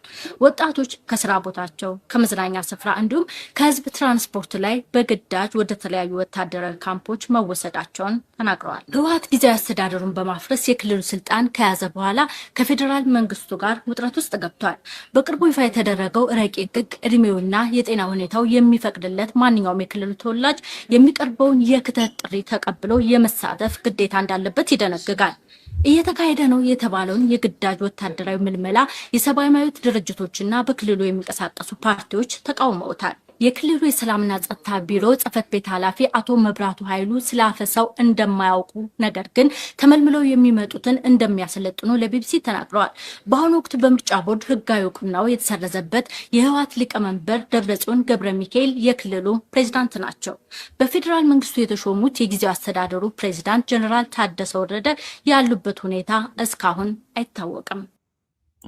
እሺ እንደው ዝም ብሎ ሲፕኖሲስ ነው ይሄ እንዲሁ ለሽግግር እንዲሆንን ብዬ ነው። እንግዲህ አሁን በዚህ ወደ ሞት አዋጁ ሲመጡ ቤዚካሊ የሞት አዋጅ ነው። አንተ የተሻለ አገላለጽ ካለ በዛው ልገልጸው ትችላለህ አሉላ። የሞት አዋጅ ምክንያቱም ወደ ሞት በጅምላ እንሂድ ነው እና በዚህ በሞት አዋጅ መሰረት የተዘረዘሩ ነገሮች አሉ። አሁን የመጀመሪያው ገፈት ቀማሽ ደግሞ ትልቋ የሰባ ምናምን ዓመት እናት የ76 ዓመት እናት ናቸው። እኚህ ስክሪን ላይ የሚታዩ ቅድም ያሳየናቸው እሳቸው የመጀመሪያው አኸዛ ሕሉፍ ይባላሉ። እሺ እሳቸው የመጀመሪያው ገፈት ቀማሽ ሆነዋል። እንግዲህ አሁን ፐብሊክሊ ማለት ነው በህጉ አፈሳው ቀድሞ የቆየ ነው። ቢቢሲም በደንብ አድርጎ ሰርቶታል። ሌላውም ሚዲያ ሰርቶታል። የተረጋገጠ ነው። ከህጉ በፊትም በነገራችን ላይ እንዳልከው ሌጂቲማይዝ ለማድረግ ለመሞከር ነው ከአለቆቻቸው ጋር ከተነጋገሩ በኋላ እንዳልከው ያን አዋጅ አወጡ እንጂ ከዛ በፊትም ሲያፍሱን የነበረው አፍሰውም ወደ ጦር ካምፕም ወደ ተለያየ ቦታም ሲያስገቡን የነበረው ከዛ በፊትም ነበረ። ከዛ በኋላም ቀጥሏል። ኦፊሻሊ ግን እኚህ እናት ናቸው የህጉ የብሔራዊ ግዴታ ህጉ ወይም የክተት አዋጁ የመጀመሪያው ሰለባ የሆኑት። ከዛ ባሻገርም እዚህ ላይ ሪፍሌክት ያደረጉ አሉ አሉላ እንደምገምተው የአንተም ወዳጆች ሌሎችም ሰዎች በተለያየ ሚዲያ የሰብአዊ መብቶች ብቻም ሳይሆን ግለሰቦችም እየተቃወሙ ነው ያሉት እና እነኚህ ሰዎች ትግራይ ላይ የድንቁርና ሐውልት ተተክሏል የሚል ሀሳብም ሰምቻለሁ። እኔ ከእንትን መሰለኝ ከአቶ ሸዊት መሰለኝ ሲናገር የነበረው እና ይሄ የድንቁርና ሐውልት እንግዲህ ሐውልት ሲተከል በአንዴ አይነቀልም እና ይህን የሚያለ ድንቁርና ሐውልት በተደጋጋሚ ሲተከል ምንድን ነው ይህንን እኔ ብላ ያደረገው የሚልም ደግሞ ሰዎች ይጠይቃሉ። ኦፍኮርስ ወደ መፍትሄው መጨረሻ ላይ እንመጣለን። ስለዚህ አሁን የዚህን የአፈናን ህግ የሚቃወሙ ሰዎች አሉ። እኚህ ትልቅ አዛውንት ተቃውመዋል። ወጣቶቹም በቲክቶክም በፌስቡክም በተለያየ መንገዱ እየተቃወሙ ነው ያሉ፣ በቀልድ መልክም በምንም። ከዚህ ጋር ተያይዞ ሬዚስተንሱስ ምን ይመስላል፣ የእነሱስ እርምጃ ምን ይመስላል የሚለውን ነገር የተወሰነ ደግሞ እንድትሄድበት ስለፈለግኩ ነው። በነገራችን ላይ ሬዚስተንሱ ህግ ወጥቶ ወደ ማፈስ ወደ አፈናው የአፈና ህግ ወይም የሞት ህግ አዋጅ ከተደረሰ በኋላ ብቻ አይደለም ሬዚስታንሱ ወደዛ እንዲሄዱ ነው ያደረጋቸው። ምክንያቱም አልሞትም የሚል ሬዚስታንስ ተፈጥሯል። የጸረ ጦርነት ሬዚስታንስ ትግራይ ውስጥ በጣም ሞመንተም አግኝቷል። ውጤታማ ሆኗል። ውጤት ማስገኘት ጀምሯል። ያ ባይሆንማ እኮ ወጣት እያገኙ ነው። ስለዚህ ለምን ያፍሳሉ? ስለዚህ ለምንስ ህግ ያወጣሉ? አስገዳጅ የሞት አዋጅ ያወጣሉ? የሞት አዋጅና አፈሳው ከዛ በኋላ ደግሞ የሞት አዋጅ የመጣው ቢካዝ እሺ ብሎ ወደ ጦርነት የሚማገድ ወጣት ጠፍቷል። ህዝቡ አልሞትም ብቻ አይደለም የነሱ ፖለቲካም መቀበል ይጠበቅብሃል እኮ ለአንድ አምነህበት መስዋዕት እኮ ፖለቲካው መቀበል ይጠበቅብሃል። ስለዚህ ፖለቲካዊ አመራሩ እና ካለው ፖለቲካ ማለት ነው በጥቅስ የያዘው ፖለቲካ ቅቡልነት አጥቷል። ያ ሲሆን ምን ማለት ነው? አሁን እኮ በግድ እያፈስኩ ነው፣ በህግ ማውጥቼ እያሰርኩ ነው ማለት እኮ ሲምፕሊ ፕሌን እንትን ካየው እኮ እሺ ብሎኝ ለኔ እንትን ተገዥ ሆኖ ለኔ ሐሳቤን ገዝቶ የሚፈጽም አካል አጥቻለሁ ማለት ነው። ሌላ አይደለም። አፈሳ ማለት ሌላ ሚኒንግ የለውም። አስገድዶ ማፈስ ማለት ባጭሩ እሺ ብሎ ለኔ ላስቀመጥኩት ትዕዛዝ ተገዥ የሚሆንና ላወረድኩት መመሪያ የሚተገብር አካል አጥቻለሁ ነው። ሲምፕል አዛት ለዛ ነው። እና ይሄ መጀመሪያ ተሰርቷል። በቃ የሚል ወጣት እንዲፈጠር ተደርጓል። አይሆንም። ያ ደግሞ የተባለው አይ ሀገሬን ህዝቤን አልጠብቅም ከሚል አስተሳሰብም አይደለም። በእንደዛ የሚተረጉሙ አንዳንድ ዩዝፉል ኢዲቶች አሉ። አይደለም በእናንተ አመራር ኪሳራ፣ በእናንተ ፖለቲካ ኪሳራ እንጂ ጥቅም ትርፍ የለውም። ሰው አሁንም እንደገና በተደጋጋሚ በወደቃችሁ ሰዎች እየተመራው ለሌላ ውድቀት አልጋበዝም ነው። ይህ እኮ በዛፍ ተከላም እኮ የምተገብረው ነገር ነው። አይደለም በህይወት ነቀላ ይቅርና ማለት ነው። ዛፍ ለመትከል አይደል ይሄ ክረምት ላይ የሚመጣ ዛፍ የሚተክል ጠፋ ማለት ነው። በቃ ህዝቡን አላሳመንክም ማለት ነው። ዛፍ ከተተከለስ ዝም ብለህ ፕሮፓጋንዳ ሳትነዛም ዘመቻ ሳታደርግም ዝም ብሎ ራሱ መትከል ከጀመረስ ህብረተሰቡ ራሱ ንቃተ ህሊናው ከፍተኛ ደረጃ ላይ ደርሶ የአካባቢ ብክለትና የአካባቢ አየር ንብረት መለወጥ አሳሳቢ ደረጃ ላይ መድረሱ ከዓለም አቀፍ ሚዲያም ከራሱን ሰርች አድርጎ ምናምን በየጓሮ በየእንትኑ ማሳው መትከል ከጀመረ ምን ማለት ነው? ይሄ ደግሞ ማንም ቀስቃሽ ያሰው እኔ ልንገር፣ ብልጽግና ባለፈው ጦርነት እኮ በ2 ሳምንት ነው በ3 ሳምንት ነው መቀለን የተቆጣጠረው። የህወሓት መሪዎች እኮ በቃ ፈረጠጡ፣ ወጡ፣ በረሃ ሄዱ፣ አለቀ እኮ እዛ ላይ። ከዛ በኋላ ግን ወጣቱ ራሱ ነው ታግሎ ተደራጅቶ እንዲያውም በስህተትም ልለው ይችላሉ እነሱን ተሸክሞ አመጣቸው። በነገራችን ላይ ጥሩ ነጥብ ያነሳው አሉላ ኤቭሪ ስቴፕ ላይ ጽሁፍም የሚጽፉ ሰዎችም እንዲጽፉበት ወደፊት የምንጠብቅ ይሆናል። መጽሐፍቶችም ልናነብም እንችላለን። ለአሁኑ ግን ያ ጦርነት እኮ እንደ ደብረ ጽዮንንና የተወሰኑትን ሰዎች ጋር ቢሆን ኖሮ አብቅቶ ነበረ። ያኔ ነበር የሚያበቃው ጦርነቱ። በአንድ ሊንግም በተለያየ ምክንያት ነው እንጂ እነሱን የሚከተል ቢሆንና ሌሴ 20 የማይሞሉ 50 የማይሞሉ ሰዎችን ለመከታተል ቢሆን ኖሮ እና እነሱን አሳደውም ለመያዝ ቢሆን ኖሮ የጦርነቱ መነሻውም ይዘቱም ውጤቱም የተለየ ይሆን ነበር እና አንዱ ጀንክቸር የነበረው ጥፋት እሱ ነው የነበረው። ለማንኛውም እኔ በተደጋጋሚ ይህንን ነገር አስቀምጫለሁ በነበረው ሚዲያ፣ ያኔም በነበረን ሚዲያ በወቅቱ በጦርነቱ ጊዜ ይህ ጦርነት ህወሓትና መሪዎቹ ወይም የተወሰኑ ሰዎች ላይ አተኩሮ ቢደረግ ኖሮ አንድ እነሱም በጦርነት መሆኑ ስህተት ነው ባይ ነኝ። ምክንያቱም ሌላ ሜካኒዝም መፈለግ ነበረበት። ምክንያቱም ጦርነት ኮላተራል ዳሜጅ አለው። ዝም ብሎ ውሃ የምትራጭበት አይደለም። እንደዛ ስታደርግ ፉል ፍሌጅ ጦርነት ውስጥ ከገባ ጉዳት ይደርሳል። የሚገርመው ግን እኔ በተደጋጋሚ ያኔም የገለጽኩት ጦርነት ውስጥ ከተገባ በኋላም ጭምር እነሱን ከመለየት ይልቅ የሆነው ምንድነው? እንዲያውም እነሱን አጥፍተናቸዋል፣ ተቆጣጥረናል፣ አንድ ሰው አልገደልንም፣ እንትን ከተማ እንዲህ ምናምን እየተባለ በጠቅላይ ሚኒስትሩ ተነገረን። ከዛ በኋላ ነው ጀነሳይዳል የሆነው ጦርነቱ። በሚገርም ሁኔታ ተቆጣጥረው ህወሓት ተበታትነው ተሸንፈው ካለቀ በኋላ የተፈጸሙ ጭፍጨፋዎች ናቸው እኛ እጅ ላይ ያሉት እንትን ያደረግናቸው ማለት ነው። ለዓለም አቀፉ ማህበረሰብ ያደረስናቸው በዲፕሎማሲ በአድቮኬሲው በሚዲያ በዓለም አቀፍ ሚዲያውም አንዱ የሰራነው ትልቅ ስራ እያንዳንዷ የምትፈጸም ወንጀል እየተከታተልን ከስር ማለት ነው ስናጋልጥ የነበረው።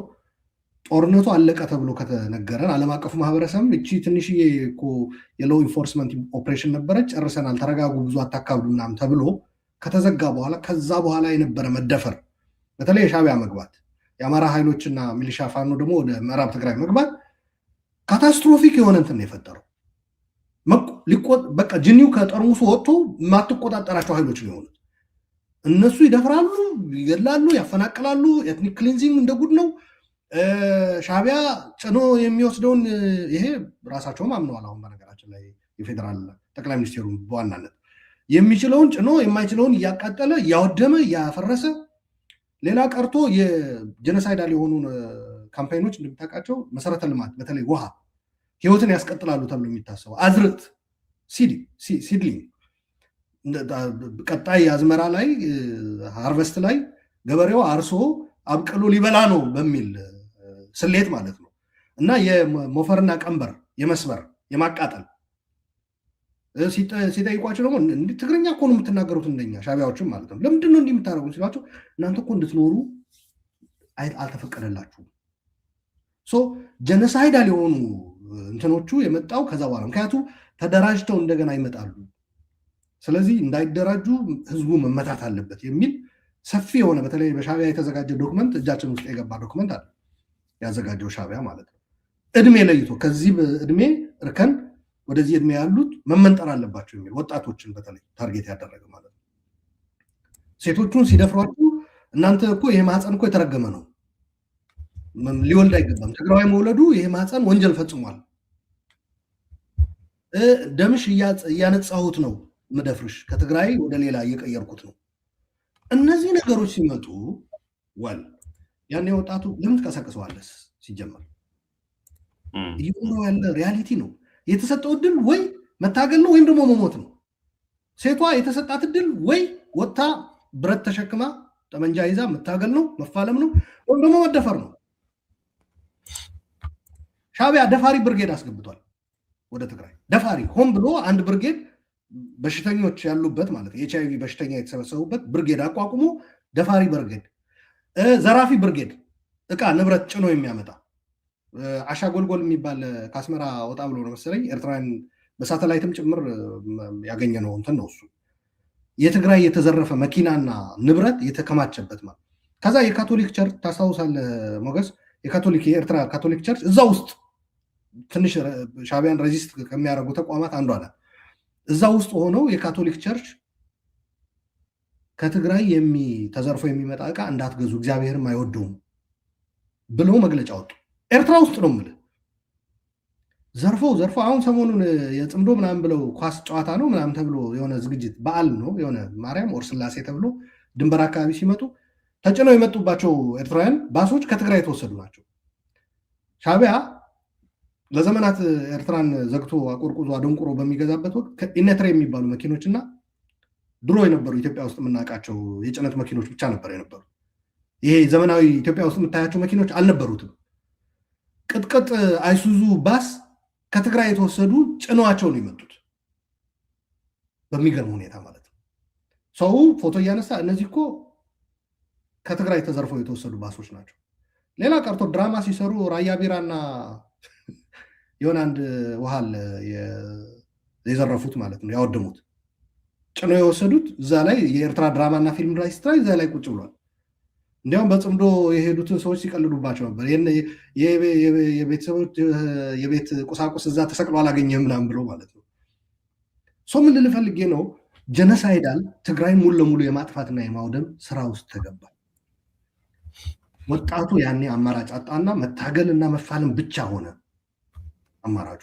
በዛ ላይ ደግሞ ግን የነበሩ ቅስቀሳዎች ደግሞ ማስታወቅ የማስረዳት በሚዲያ የነበረ ታዋቂ ሰው ወደ ትግሉ ጌታቸው ብቻ በመታገሉ በቃ እኔ ሞትን መርጣለሁ ብሎ በረሃ መውረዱ ብቻ ስንት ወጣት ሊያታግድ ይችላል? ኢማጂን በደንብ ፖለቲካ ያኔ የነበረው በኮዙም ደረጃ ቢታይም በኮኦርዲኔሽንም ቢታይ የህዝብ ድጋፍም ቢታይ በየትኛው መመዘኛ ቢታይ ከዛሬ ጋር በምንም የሚገናኝበት ጌታቸው ረዳ ስልጣንም ቪኤይትም የተመቸ ሶፋም ቤትም ይቅርብኝ ብሎ በረሃ ወረደ የሚለው ንግግር ራሱ ስንት ወጣት ሊያታግል ይችላል? የእሱ ፎቶ በጣም ተጎሳቅሎ ፎቶ ተለቆ ነበረ ታስታውሳለህ? የማን የጌታቸው ጫካ ወርዶ እንትኑ ፂሙ እንትን ብሎ በጣም ተጎሳቅሎ ምናምን እና ያ ስዕል ብቻ የሚያታግለው ወጣት ቀላል አይደለም ልል ፈልጌ። አሁን እንደዛ የለም ነው። አሁን የሆነው እንደሆነ ንገር። ሰሞኑ በተደረገው ግምገማ ወጣቶቹ የህወሓት እኔ ያሳዝኑኛል በነገራችን ላይ እነሱ ወጣቶቹ የህወሓት አመራሮች ከጠላት ጋር ተገናኝታችኋል ብለው ገምግመው እኔ እንዴት መጠው እንዳወጧቸው አላውቅም። ከስተው ስብሰባ ላይ ራሱ ጭርምትምት ብለው ምናምን ነገር እነ ደብረጽዮንና ፈትለ በእድሜ ትልቆቹ ናቸው። ተመችቷቸው እነሱ ደግሞ ይሄ ለትግል ያነሳሳል ልልፈልጌ ነው።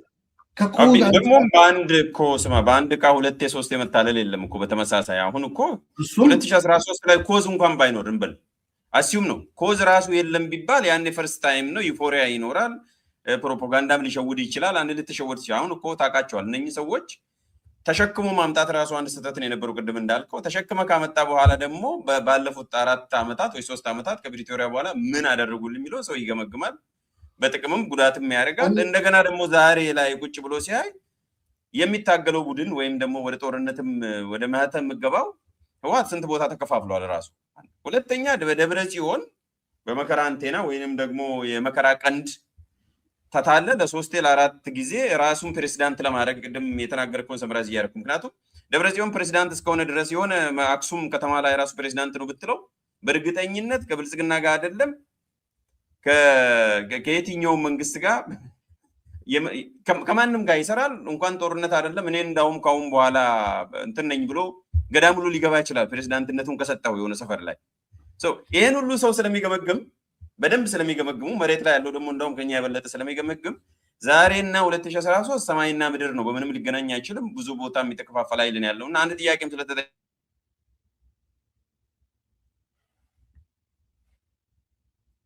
ስንከና ታድርም የሚል ጥያቄ ቀደም አስተያየት ተሰጥቶ ነበር ሁለተኛ ጦርነት ሲጀመር ደግሞ የበለጠ ድጋፍ እንደገና ታገኛለች የሚል ጥያቄ ስለተነሳ እሱን አድሬስ እንድናደርግ ነው ሁለት ጥያቄ ነው ተያያዥ ናቸው አግኝተኝ ኮን አንደኛው ድጋፍ ባይኖራት ኖሮ ህወሓት እስካሁን አቆይም የሚል ነው የህወሓት ሳምባ ምንድነው ያቆያት የሚለው ነው ሁለተኛ ጦርነት ቢጀመርስ የተለየ ድጋፍ ወይም ቅቡልነት ህወሓት ልታገኝ ትችላለች ወይ በመጀመሪያ ደረጃ ይሄ ሁሉ ተነጋገር እንደዚህ አይነት የመጀመሪያው ጥያቄ በተለይ መምጣቱ ገርሞኛል እያፈሱ ነው አስገዳጅ ህግ አፋኝ ህግ አውጥተዋል ካሁን በፊት እንደዛ አልነበሩም ማለት እኮ ሲምፕል ነው ምታፍሰው እኮ እሺ ብሎ የሚታገል የለም ማለት ነው በሌላ አነጋገር በራሱ ጊዜ በራሱ ፍቃድ እኔ እንዲያው በጦርነት አስቀምጠው እንጂ ቅድም እኮ በዛፍ ተከላም አስቀምጫለሁ ዛፍ ተከላ ካመነበት ህዝቡ ቅስቀሳም ዘመቻም ሳይኖረው በዓለም አቀፍ ሚዲያዎች በሚነገረውና በሚያነበው የዛፍ ተከላ ጥቅም ራሱ ሰው አይ ክረምት እየመጣ ነውና ችግኝ ማፊያ ሄጄ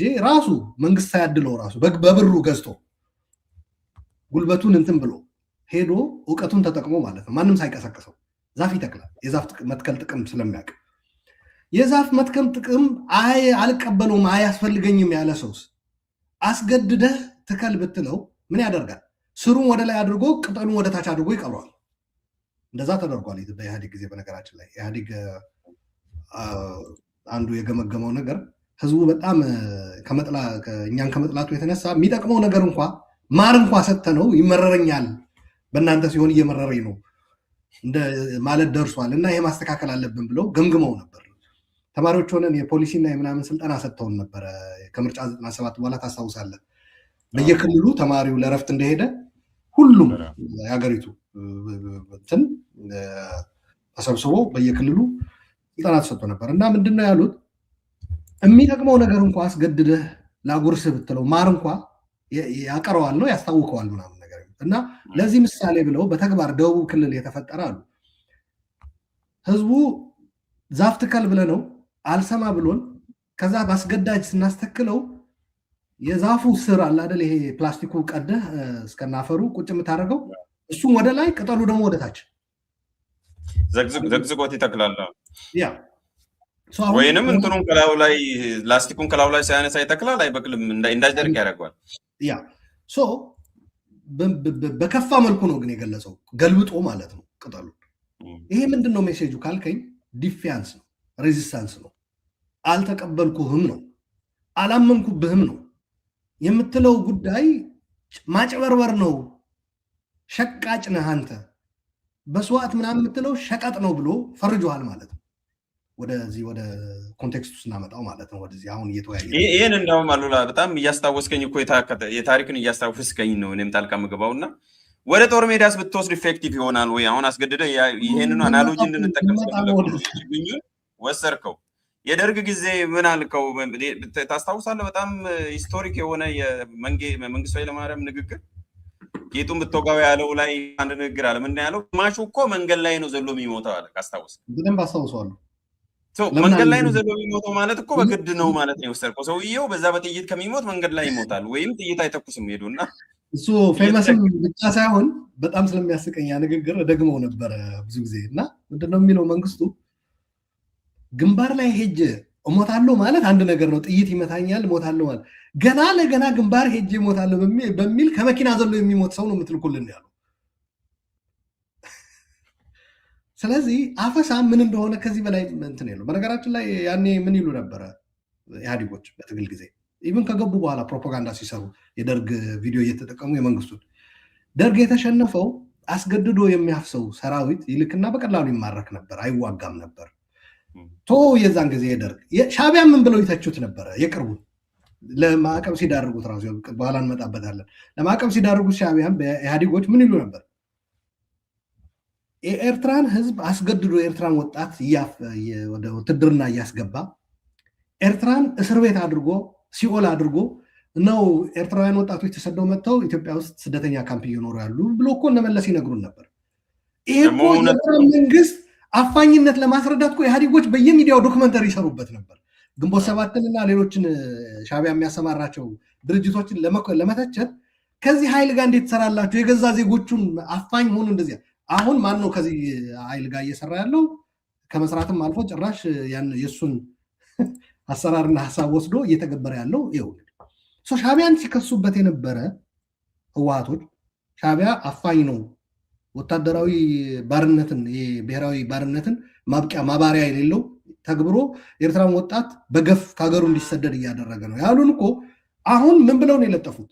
እንዴት ከአዲስ አበባ ወደ መቀለ የሚመጣ አውሮፕላን ባዶ መጥቶ ወደ አዲስ አበባ ሲመለስ ግን ሙሉ ነው የሚሄደው፣ ለዛውም 1 ወር ጠብቀህ ነው ቲኬት። ይሄ እንዴት ወጣቱ ምነካው እንዴት አሞቱ ይፈሳል ብለው አፈቀላጤዎቹ እነዚህ በውጭ ሆነው ጦርነቱ ላይ የማይገኙት ማለት ነው ሲኮንኑት ነበረ ወጣቱ። ልባም ከሆን ቁጭ ብለህ ምን ላይ ነው የሳትኩት ነው የምትለው፣ ትገመግማለህ፣ ኦዲት ታደርጋለህ። ዋት ዌንት ሮንግ ነው የምትለው። ከዛ ጫፍ እኔ በቃ እታገላለሁ ብሎ ተመለስ ብለው እድሜ አልደረሰም ብለው የሚያለቅስ እኔ እንደዛ ቪዲዮዎች አሉ። ልጆች የጦርነቱ ጊዜ ትግራይ ላይ እድሜያችሁ ገና ናችሁ ብሎ ታጋዩ ነባር ታጋይ አመራሩ ትንሽ ከፍ ስትሉ ትመጣላችሁ ተመለሱ ብሏቸው አለቀሱ። እኛ መታገል እንፈልጋለን ብለው ማለት ነው። ከዛ እንዴት ወደዚህ ወረድን ብሎ እንዴት ሰው አይገመግምም? እንዲያውም ህወሓት በግምገማ ከልክ በላይ አልፎ ግምገማ ዋና ስራቸው አድርገው እስከመኖርና ከ365ቱ ቀናት የዓመት ቀናት 200 ምናምኑ ለስብሰባ የሚያውሉ ናቸው። ኢማጅን እንዴት ይህንን አይገመግሙም? ዋት ዌንት ሮንግ?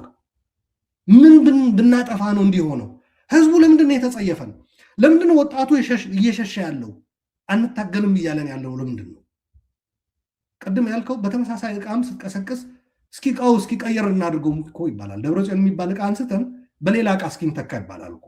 የለም እኔ ልገር አንድ እህታችን አርቲስት የነገረችኝ ታዋቂ አርቲስት ናት፣ ስሟን አልጠቅስም። እዚህ ዲያስፖራ ነው የምትኖረው፣ በጣም ፌመስ ፖፑላር ናት። እኔ አሁን ሳስበው አለችኝ፣ ያኔ ፕሪቶሪያ እንደተፈረመ ነው ደብረጽዮን ብቅ ባይል ወደ ቴሌቪዥን ያለች። ለምን እኔ የሚታየኝ ያቺ ሰማያዊ ጓንቱ እንዲህ አድርጎ እጁ ነው ምናምን ያለች። ያ ደግሞ ሲመጣ ጭንቅላት የሚመጣው ጦርነት ነው ያለች። የጦርነት የመከራ አንቴና የሚለውም ነገር እዚህ ላይ አብሮ ይሄዳል። ገለል በልልን እኮ ይባላል አይደል? በህብረተሰባችንም እስኪ ትንሽ ኢቨን ስህተት ያልፈጸመ በስህተት ሰዎች የተገነዘቡት እንኳን ምን ይባላል? እስኪ ያልፍላቸው ተንፈስ እስኪላቸው ገለል በል፣ ኢቨን በስህተት እንኳን ከፈረጁ ማለት ነው። ይሄ ግን በተጨባጭ ባጠፋቸው ጥፋቶች በቃህን የተባለ ሰው እስኪ ዓላማው አይደል እንዲሳካ የሚፈልገው ትግል አለ ብለው የሚያምኑ ከሆነ ኦኬ በሌላ እስኪ ሞክረው ትላለህ። ብልጥም እንደዛ ያደርጋል። ስቲል ይሄ የፓርቲው ችግር ነው፣ የህዝቡ ችግር ነው፣ የአስተሳሰብ። አሁን ቅድም የመቀንጨር ያልከው በእርግጥ እሱ የኢትዮጵያ አብዛኛዎቻችንን ስለሚያጠቃ ወደ 72% የቀነጨረ ህዝብ ነው የሚለው አንድ ጥናት፣ የመንግስት ጥናት። ኤኒዌይስ የመቀንጨሩ ይሄ ከዲሲሽን ሜኪንግ ጋር የተያያዘ ይሆናል። እዛው ሰርክሉ ማለት እነ ደብረጽዮን የመከራ ቀንድ እና እዛ ቀንድ አካባቢ የተሰበሰቡት ሊሆን ይችላል። በአንድ እቃ 2 3 አንዴ አይደለም። ይሄ እኮ 3 ነው ደብረጽዮን ፕሬዚዳንት የሚሆኑበት፣ ይሄ 3ኛ ዙር ነው። እና ይህንን ሲያደርጉ አንድ ህዝብን ስለሚንቁ ነው። ሁለተኛ መናቅ ደረጃም ሳይደርሱ መጀመሪያውኑም የሚያስቡ ስላልሆኑ ነው። ሶስተኛ ህዝብም ደግሞ ያንን ነገር ሪዚስት ማድረግ ስላልቻለ ነው። ለምንድን ነው በአንድ እቃ 2 3 ምን መሰለህ የሚሸወዱ ነገር የመጣው? ምን መሰለህ ዚስ ዩዝፉል ኢዲየትስ ኤንድ ዴር ሰፖርተርስ አንዱ መሰረታዊ ችግራቸው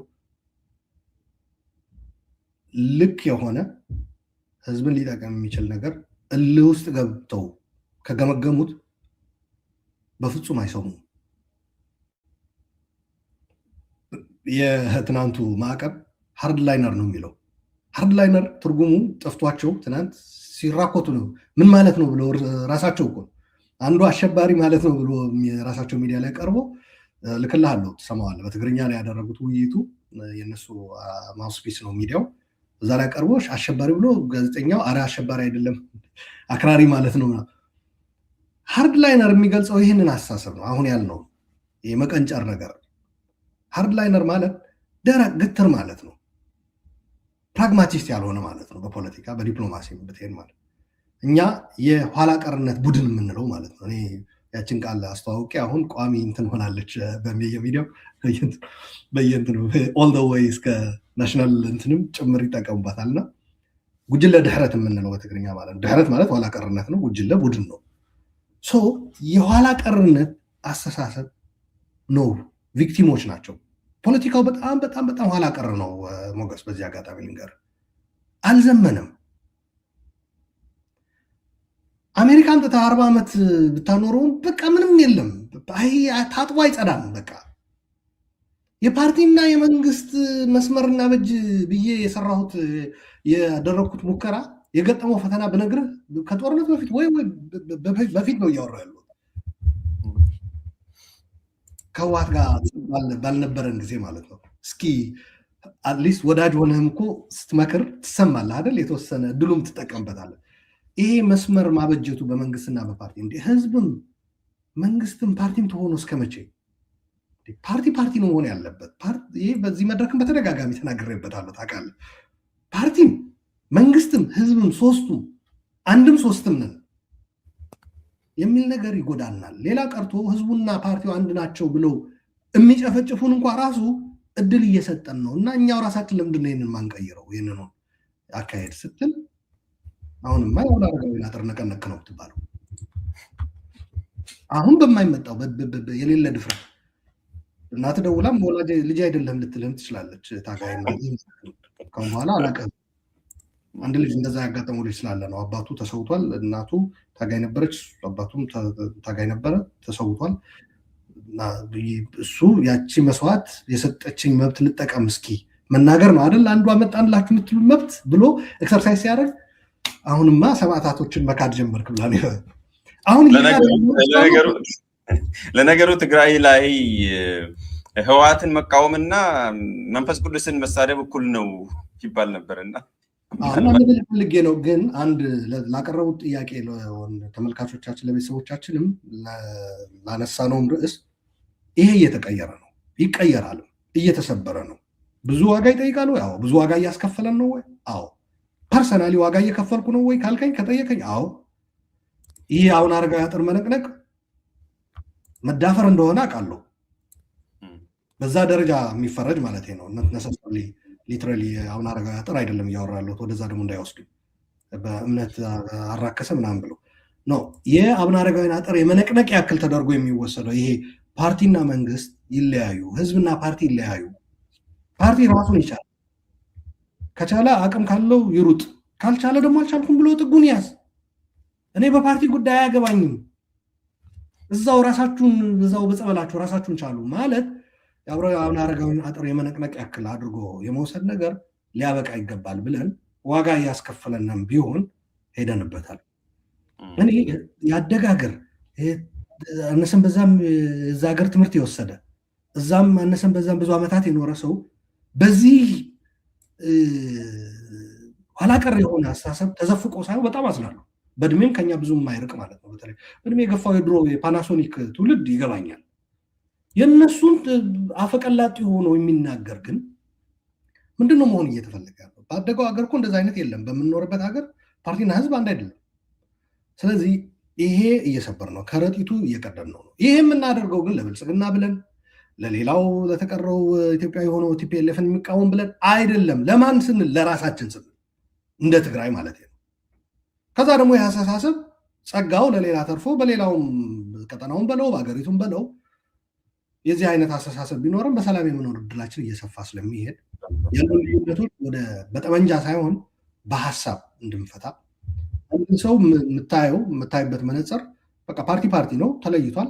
ይሄ ህዝብ ነው። ከዛ ህዝብ የወጣ ሰው በቃ ያ ሰው በቃ እንደኔ ነው እንጂ እኮ ያለፍንበት ዘመናት በቃ የትግራይ ሰው ከሆነ አይ ከህወሓት እንትን ተጽዕኖ ነፃ ስለማይወጣ እያንዳንዱ ጀጅመንቱ ምንትኑም የሚያደርገው ህወሓታዊ ነውና ትግራዋይ ሳይሆን ትግራዋይ ብሔርነቱ ቀርቶ ህወሓታዊ ማንነቱ ያመዝናል በሚል ነበረ። ያ ብዙ ግጭቶች ውስጥ እየከተተን ነው።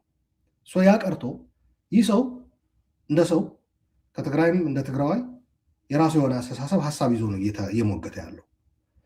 ይህንን መቀየር፣ ይህንን ማምጣት፣ ይሄ ካደረግን በኋላ ሰዎች በፍላጎታቸው ህወሓትንም ጨምሮ የዛ ፓርቲ አባልም ደጋፊም ሄዶም ምርጫ ሲካሄድ ኮረጆ ውስጥ እነሱን በመምረጥ መክተትም መብታቸው ነው።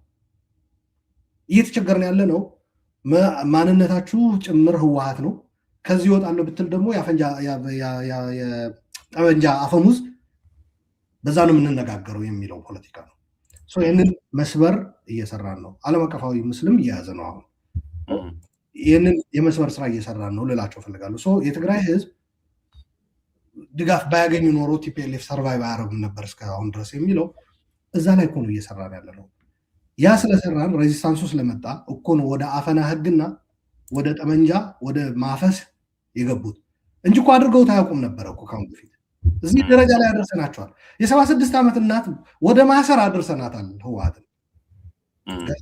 ገፍተን እዚህ ደረጃ ላይ አደርሰናል። ይህ 76 ዓመት ማሰር ከኔ ጋር በፖለቲካ የማይስማማ ሰው ያወገዘዋል። ለምንድን ነው ካልከኝ ከኔ ጋር በፖለቲካ መስማማት አይጠይቅም፣ ሰብአዊነት ነው የሚጠይቀው። ህወሓት ምን ያክል ቆሻሻ ደረጃ ላይ እንደደረሰች ለመረዳት እኔ በምለው ስብከት ማመንና መስማማት አይጠበቅበትም ልልፈልግ። መበስበሱን ኤክስትሪም ደረጃ ሄዶ ደረጃ ደርሶ ፕራክቲካሊ ሪያሊቲው እየኖሩት ያለ ነገር ነው ልልፈልግ ነው። ሊትራል ነው ቢነሳ መበስበስ ሊትራል ሆኗል። አሁን ሊትራል ሴንስ ነው መበስበስ። ደግሞ ጦርነት ሲነሳ ድጋፍ ማስገኛ አድርጎ ይጠቀምበታል የሚለው ነገር ጸረ ጦርነት እንቅስቃሴ እያደረግን ያለ ነው። ለምንድን ነው እንዴ? ተረዱን እንጂ ጦርነት ራሱ የሌጂቲሜሲ ምንጭ አድርጎ የመጠቀም ሂደት እንዲያበቃም ጭምር ነው። አንድ ወደ ጦርነት የሚወስደው ጉዞ እንዲያከትም ማድረግ ነው። በጦርነት የሚገኘው ሌጂቲሜሲ ደግሞ ስለምናውቀው እኔ አንድ ነገር ልንገርህ። አሁን ትግራይ ውስጥ ከመከላከያ ተሸኝቶ ከጦርነቱ በፊት እዚህ ግባ የሚባል ስራ ያልነበረው ሰው አሁን የአርሚ መሪ ነኝ ምናምን ብሎ ወጣቶችን እንትን እያለ ነው። ይህ ሰው የጦርነት እንደማይኖር ስትነግረው መርዶ ነው እየነገርከው ያለው። ምን ሆናለው ነው የሚል። ግን እኛ እያልን ያለ ነው አይዞ ምንም አትሆንም ጭምር ነው ለሱ እንጂ ይሄ የዜሮ ሳምንትን አላምንበትም። በነገራችን ላይ ሌላውም ኤግዚት እንትንም ልናመቻችለት ይገባል እንጂ እኛ በአንዱ ድል አድራጊ ሆኖ ሌላው የሚጠፋበት ተሸናፊ ኖ እሱ ፖለቲካ አይደለም። እሱ ዜሮ ሳም የዜሮ ድምር ፖለቲካ ነው። ምንድነው እያልን ያለ ነው? ዘበኛም ከነበረ ዘበኝነት ሲጀመር የተከበረ ስራ ነው የምለው መጀመሪያ። ካልሆነ ደግሞ የተሻለ ነገር ደግሞ እንፈጥርልሃለን እሱ ካልተመቸ ነው የምለው። በጦርነት ብቻ ነው የምከብረው ጀነራል ከሌ ኮሎኔል ከሌ የተባልኩ አጃቢው መኪናው ምኑ የሁሉ እኮ ጦርነት ከሌለ እኔም በጦርነት ብቻ ነው እኔ በቃ ባጭሩ አንተርፕረነር መሆነው። የጦርነት ፕሮፊቲሪንግ የሚባል ነገር አለ አይደል? የወርቁም የምኑም ጭምር እዚህ ላይ ያካተው።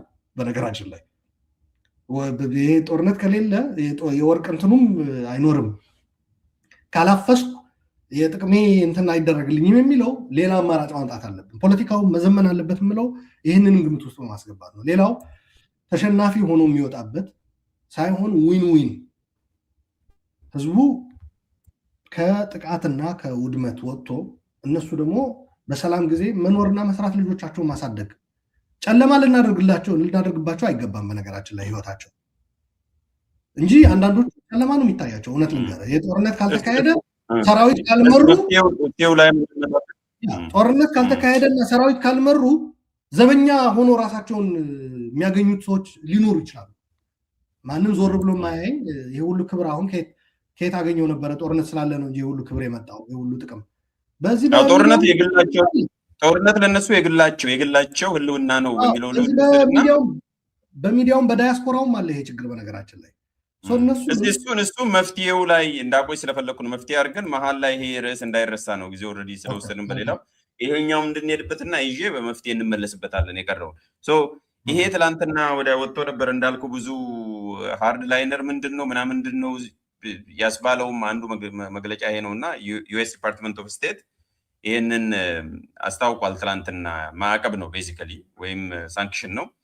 announcement of targeted visa restrictions or targeted ነው የተለየ ነው ዝም ብሎ በደፈናው አይደለም። targeted visa restrictions ወይም smart sanction ይባላል በሌላ አገላለጽ for individuals involved in undermining peace in Ethiopia የሚል ነው። በስፖክስ ፐርሰን ትላንትና የተነገረ ነው። ጁን ሁለት ቀን በፊት ትላንትና ወዲያ ይሄን ጉዳይ እንዴት አየኸው ነው? አንደኛ እዚህ ጉዳይ ላይ ስትሰሩስ ነው የነበረው ወይ? ምክንያቱም በተለያየ ምክንያት አንተ ስትል የነበረው ጦርነት ውስጥ ኢንቮልቭ ያደረጉ ሰዎች እነማን እንደሆኑ ምን እንደሚሰሩ ከልጆቻቸው ጋር ሀብት አሽሽተው የሚል ነገር ከዚህ በፊትም ስትናገር ነበር፣ ቅድምም ተናግረ ነበርና ከዚህ ጋር ይሄ ነገር እንደሚመጣ ታውቅ ነበር ወይስ? እንደዛስ ከሆነ ያንተ ራሱ ኢንዲቪጁዋል ኮንትሪቢዩሽን ምን ይመስላል በዚህ ጉዳይ? ምንድነው እዚህ ላይ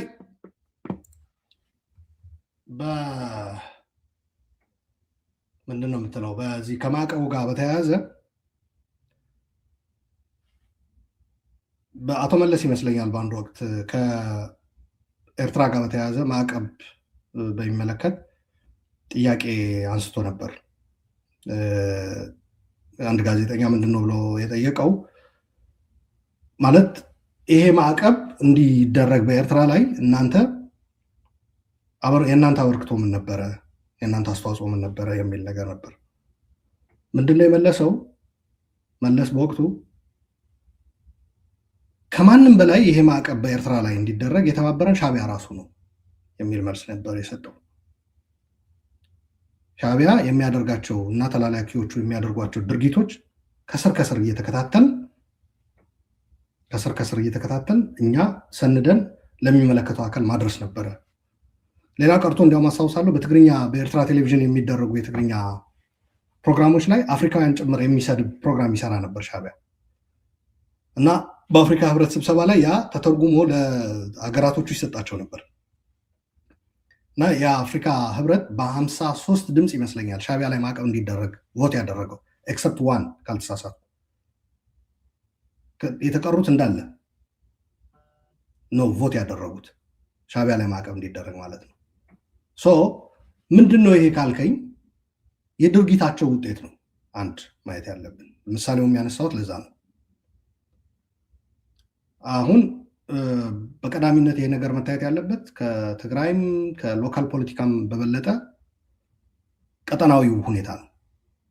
በቀጠና ይሄ ነገር ማሻአላ ያልከው ከዚህ ጋር ተያይዞ ነው ወይስ ሌላ ጉዳይ ነው ወይስ ሎተሪ ያሸነፈ ነው?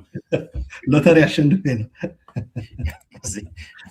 ከዚህ ከሳንክሽኑ ጋር ወይም ከማዕቀቡ ጋር ግንኙነት አለው ወይ የሚል ነው። ሎተሪ ያሸነፈ ነው። ለማንኛውም ምን ልልህ ፈልጌ ነው እዚህ ላይ መጀመሪያ በቀጠናዊ ጉዳይ ነው መታየት ያለበት። ይሄ ጉዳይ ባይኔ ጭቆናው አሁን እስካሁን ድረስ የዘረዘርናቸው ከመጀመሪያ ጀምሮ ትግራይ ላይ የሆኑ ስላሉ ከኢትዮጵያ ጋር በተያያዘ ምናምን ከነሱ በፊት መምጣት ያለበት አይ ቲንክ ቀጠናዊ ጉዳይ ነው። ቀጠናዊ ጉዳይ ስንል ምን ማለት ነው?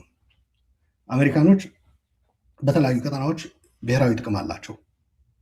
ይህንን ብሔራዊ ጥቅማቸውን ለማስከበር አንዱ ከሚፈልጉት ነገር በአካባቢዎቹ ሰላምና መረጋጋት እንዲኖር ነው። ሰላምና ማረጋጋት የሚያደፈርሱ አካላት ከብሔራዊ ጥቅማቸው በተጻራሪ እንደተሰለፉ አድርገው ከፈረጇቸው በኋላ ማዕቀብ ነው የሚመጣው። በዚህ ረገድ እየተጫወቱት ያለ ሚና እነዚህ ለማዕቀብ የተዳረጉ አመራሮች ወደ ግጭት እየሄዳችሁ ነው። ግጭት እንዲቆም አሜሪካኖች የተጫወቱት ሚና ታውቀዋለህ። በፊቱ ጦርነት ፕሪቶሪያ ባጭሩ የአሜሪካ ልጅ ተደርጎ ነው የሚወሰደው። ሌሎቹ ተሳትፈዋል በአስፈራሚነት የአፍሪካ ህብረትም ጨምሮ ታዛቢነት እንደዚህ ግን በዋናነት አሜሪካኖች የውጭ ጉዳይ ሚኒስቴሩ ያን ያስታውሳሉ ኢንቨስት አድርገንበታል ብሎ ነው የተናገሩት ፕሪቶሪያን ማለት ነው። እና ይህንን አንደርማይን ማድረግ ፕሪቶሪያን ጨምሮ ፕሪቶሪያ ደግሞ የወለደው ጊዜያዊ አስተዳደር ፈርሷል። ስለዚህ ይህንን በሚገባ ይከታተላሉ አሜሪካኖች። በቀጥታ የሚያውቁትም በቀጥታ መረጃ ሰብስበው መረጃ ነፍንፈው የሚሰበስቡትንም ብለው ማለት ነው። እንደገና ደግሞ ማዕቀቡ ዝም ብሎ አንዳንዱ ከቪዛ ጋር ያይዞ ቪዛ ምን የት ይሄዳሉ እነሱ ሆነው ነው ምናምን የሚል ነገር አለው። ስህተት ነው። መልእክቱ ከቪዛ በላይ ነው። ቢዮንድ ቪዛ ሪስትሪክሽን መልእክቱ ምንድን ነው? አንድ አውቀናል ድርጊታችሁ ነው። ስለዚህ ድርጊታችሁ ታቀቡ ነው።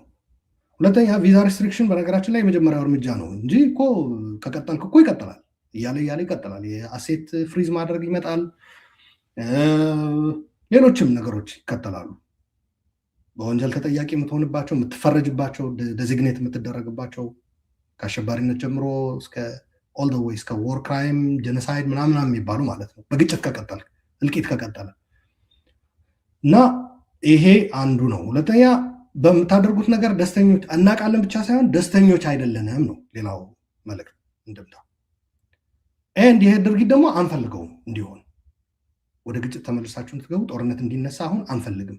ይሄ በነገራችን ላይ ለኤርትራና ለኢትዮጵያ መሪዎችም አስቀድመው ነግረዋል፣ ወደ ግጭት እንዳይገቡ ጠርተውም አናግረዋል። ማዕቀብም እናነሳላቸዋለን ብለዋል። አንዳንዶቹ ተነስቶላቸዋል። ኢትዮጵያ ተነስቷል። ለምሳሌ የኤርትራ በሂደት ላይ አለ፣ ግን ይነሳል። ምንድነው? በተቻለ መጠን ብሔራዊ ጥቅማቸው በዛ ቀጠና ለማስከበር አሜሪካኖች አሁን ግጭት አያስፈልግም ባይ ናቸው። ከዛ ደግሞ ከአሁን በፊት ግጭት ለማስቀረት ወደ ሰላም ለመመለስ ያደረጓቸውን ጥረቶች አንደርማይን የሚያደርግ ድርጊት ውስጥ የተገኘን አካል ደግሞ ይቀጣሉ።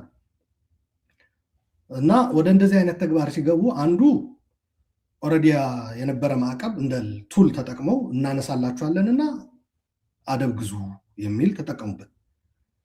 ወደ እነዚህ ደግሞ ሲመጡ ምንድነው አደብ ማትገዙ ከሆነ ማዕቀብ እንጥልባቸዋለን የሚል ማስጠንቀቂያ ተሰጥቷቸዋል። ስለዚህ አሁን ወደ ተግባር ገቡ ማለት ነው። ይሄ ቀላል ነው። ዓላማው ቪዛ ባጣ ሰው ቪዛ እንዲያጣ ወይም ደግሞ ቪዛ ባጣ ሰው ለመደሰት አይደለም። የጸረ ጦርነት ንቅናቄው ከታች ግራስሩት የሚያደርገው የትግራይ ወጣት፣ የትግራይ ህዝብ፣ ሌላውም ሰላም ወዳጅ የሆነ ማለት ነው ወገን ዓለም አቀፋዊም ጭምር ድጋፍ አግኝቷል። ይሄ ያስደስታል ወይ ካልከኝ አዎ፣ እንጂ እኔ በቪዛ ማጣት ባለማጣት፣ በቪዛ ማግኘት ባለማግኘት አይደለም። ሲጀመር ቪዛ እኮ ሰው ሪስትሪክሽን ሳይደረግበትም ቪዛ ሳያገኝ እኮ ፌል ያደርጋል። የህወሓት መሪዎች እኮ ከአሁን በፊት ወደ አሜሪካ ሊመጡ ለፌስቲቫል ጌታቸው ብቻ ነው ጥልጥል እያለ የመጣው፣ እሱም ብቻ ቪዛ ተሰጥቶት ማለት ነው። ሌሎቹ በቡድን ሊመጡ አቅደው ነበረ፣ ቪዛ ተከለከሉ። በዚህም ትቀራለህ ለማለት ፈልጌ ነው። በሌላም መንገድ ልታጣ ይችላል። ግን አሁን እያልን ያለ ነው ግን ለሚሰሩት ድርጊት ለሚሰሩት እንትን ደወል ነው። ስለዚህ ጦርነት አቆመህ ሌላ አማራጭ የሰላም አማራጮች መጠቀም፣ ሌላ መንገዶች ፌር አይደለም። እኛ ላይ ብቻ ነው ይሄን ነገር ያደረጋችሁት፣ ኢቭን አንድ አይደለም የሚል ለመግለጫ አውጥታለች። አይቼዋለሁ፣ አንዳንዶችም ጽፈው አይቻለሁ፣ ረዣዥም ጽሁፍ። ሌላውን ህወሓት ራሱ አውጥታለች መግለጫ ስዊስፒክ። ሌሎችም አሉ፣ ሌሎች ኢትዮጵያውያንም የጻፉት አለ። በእንግሊዝኛ ጃዋር ጽፎ አይቻለሁ፣ ሌሎችም ጽፎ አይቻለሁ። አንድ ነገር ልንገርህ፣ ፌር አይደለም። አልተከታተሉትም ይሄ ነገር ማለት ነው። አሜሪካ ጠርተው አናግረዋቸዋል የፌዴራል ሰዎችን። ጢሞቴዎስ እኮ እዚህ ነበር አይደል? እስከነ ቲሙ መጥተው ምንድን ያላቸው፣ እነሱን ደግሞ ያላቸውን ቱል አዩና ወደ ጦርነት አትግቡ፣ ማዕቀቡ እናነሳላቸዋለን፣ ችግራችሁን በውይይት በሰላም ፍቱ፣ የባህሩ በርም ይሁን ከኤርትራ ጋር ያላችሁ ችግር፣ ኤርትራም በአካባቢው የሰላምና መረጋጋት አጋዥ ሚና እንዲጫወት ማዕቀብ እንዲነሳለን። እንዲያውም የኤርትራ እንደሰማሁት ከሆነ በኢትዮጵያ የሚደረጉ ግጭቶች አማጽያን በመደገፍ እንዲያቆም ነው የተጠየቀው የኤርትራ መንግስት። ይህ ምን ማለት ነው? ኮምፕሬሄንሲቭ የሆነ አፕሮች ነው የተጠቀሙት አሜሪካኖች። አንዳንዱ ቆርጦ ምንድነው ጭራ ነው ምናምን የዛፍ እንትኑን በመያዝ ነው የሚናገረው ነው። ኮምፕሬሄንሲቭ አፕሮች ቱዋርድ ስታቢሊቲ ኢን ዘ ሪጅን። ሱዳንም አለበት፣ የሱዳንም ጉዳይ አለበት። ምክንያቱም በሱዳን እየተሳተፉ ነው። አሁን የቪዛ ታርጌት ሬስትሪክሽን በሱዳን ጀነራሎች ነው የጀመሩት ከወር በፊት። ሱዳንም አለበት እና ደግሞ በሱዳን ደግሞ እንደምታውቀው ፌዴራል መንግስት ብልጽግና በአርኤስኤፍ ጎን አለ፣ ኤርትራ መንግስት በቡርሃን ወገን አለ። ትግራይም ያው ሻዕቢያ ስር ውስጥ ስለገቡ የኛ ጉዶች ሄደው እዛው ይርመጠመጣሉ። የሱዳን ጦርነት እንዲቆም ደግሞ የመጣው መርህ ምንድነው? አሁን የውጭ አካላት ነው ቁጥር አንድ እጃቸውን እንዲሰበስቡ እየተጠየቀ ያለው። የሱዳን ግጭት እኮ ትልቁ ውስብስብ ያደረገውና እንዳይፈታ ያደረገው የውክልና ጦርነት ስለሆነ ነው። ይሄ ማርኮ ሩቢዮ ሰሞኑን ተናግሯል። ፕሮክሲ ወር ብሎታል። ትልቁ ፈታኝ ያደረገውም ያ ነው። ፕሮክሲ የውክልና ጦርነት ሲሆን አንድ ግጭት ለመፍታት ያለ አማራጭ የመጀመሪያ የምትወስደው እርምጃ እጃቸውን እንዲሰበስቡ። ስለዚህ እጃችሁን ሰብስቡ የሚልም ለኤርትራም ለኢትዮጵያ የሱዳን እንትን ቀውስ እያወሳስባችሁት ነው። ሱዳናውያን ችግራቸው ተወያይተው ይፍቱ፣ ሰላማዊ እንትን ሲቪላዊ መንግስት ያቋቁሙ።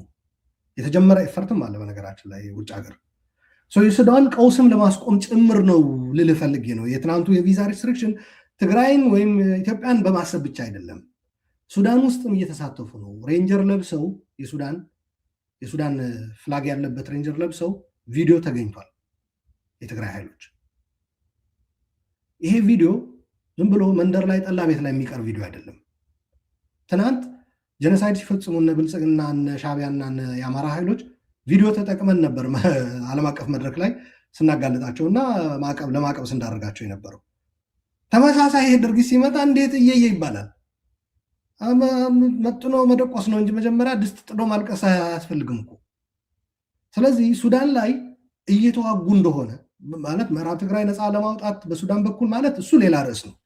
ሱዳን ላይ አክቲቭ ጦርነት ውስጥ ከአንዱ ሳይድ ጎን ከቡርሃን በመሰለፍ የእሱን ሬንጀር ለብሶ መዋጋት ግን ሌላ ታሪክ ነው። የሱዳንን የእርስ በርስ ግጭት ማወሳሰብ ነው። የአካባቢ በጥባጭነት ሚና ሻዕቢያ ማዕቀብ ሲጣልበት የነበረ መለስ ቅድም መግቢያ ላይ ገለጽኩልህ የዛ አይነት ሚና መጫወት ጀምሯል። ትናንት ሻዕቢያ ሲከሰስበት የነበረ ነገር ነው አሁን እያደረጉት ያሉት ነው። በሌላ ነገር መለስ በህይወት ቢኖር ኖሮ አሁን እዚህ ድርጊት ላይ ውስጥ እንዳሉ እነዚህ ሰዎች ቢያውቁ ኖሮ ምን እንደሚያደርጋቸው እኔ እንጃ። ትናንት ሲከሰሱበት የነበረ ነገር አሁን እየተከሰሱበት ነው። ምናልባት እንትን የሚጠበቅ ካለ በዛው አሉላ አንድ ሁለት ነጥቦች ያሉን በዛ እንጨርሳለን። አንደኛ እነኚህ በዚህ ኢምፓክትድ የሚደረጉ ሰዎች ዩዥዋል ሰስፔክትስ ይታወቃሉ ማለት እነማንን አፌክት እንደሚያደርግ የሚታወቅ ነገር አለ ወይስ እንዲሁ በደፈናው በምስጢር የተያዘ ነው? አይ ቲንክ ሊስት የተደረገ እንትን አይቻለሁ አንድ ሚዲያ ላይ መቀለ ሴንትራል የሚባል አይተው ከሆነ እዛ ላይ ወጥቷል ስም ዝርዝር እነዚህ ሃርድ ላይነር ተብለው ቪዛ ክልከላው ኢምፓክትድ የሆኑ ማለት ነው። እሱ ላይ ነው አይደል የጠየቀው? አዎ ማለት እነማንን አፌክት የሚያደርገው ይሄኛው እዛ ላይ ስም ዝርዝራቸው የፖለቲካም የወታደራዊ አመራር አሁን ፕሪቶሪያን አንደርማይን ያደረጉ የፕሪቶሪያ ውጤት የሆነው ጊዜያዊ አስተዳደር ያፈረሱ እንዲሁ አሁን ደግሞ ወደ ግጭት ለመግባት በውሳኔዎች ላይ ጉልህ ሚና አላቸው ተብሎ እና ደግሞ ወደ ለውይይትና ለፕራግማቲስት ወደሆነ አፕሮች ዝግጁነት የሌላቸው that's why they call them hard liners በነገራችን ላይ ግትር የሆኑ ማለት ነው። በቃ ጦርነት ብቻ ነው ይህንን ነገር ሊፈታው የሚችለው የሚሉ ኃይሎች ናቸው ታርጌት የተደረጉት እና የታወቁ ናቸው። እነ ፈትለ እነ ደብረጽዮን ከወታደራዊ ደግሞ እነ ምግበይ እነ ወድንበይተይ እንደዚህ ያሉ ሰዎች ናቸው። ከዛ አልፍም ደብረጽዮን when the push comes to shove ፖስት የሚመታ አይመስልም እንደዛ ባህሪ ስላለው ቶሎ ብሎ ነው እኮ የለውበትም ድሮም እንደዚህ አይነት ነገር ይላል። አሁን የሚያደርገው ሳይሆን እያደረገው የመጣ ስለሆነ ያው የሚጠበቅ ነው ልንፈልግ ነው። እና ለማንኛውም የቪዛ ማዕቀቡ ግን በዋናነት ቀጠናዊ መረጋጋት እኔ በጦርነቱ ጊዜ ትግራይ ጦርነት ጊዜ ጀኖሳይድ እየተፈጸመብን ነው የሚለው ብቻ አይደለም እኮ ስናቀርብ የነበረው የብሔራዊ ጥቅማችሁ በቀጠናውም ይጎዳል የትግራይ ጦርነት።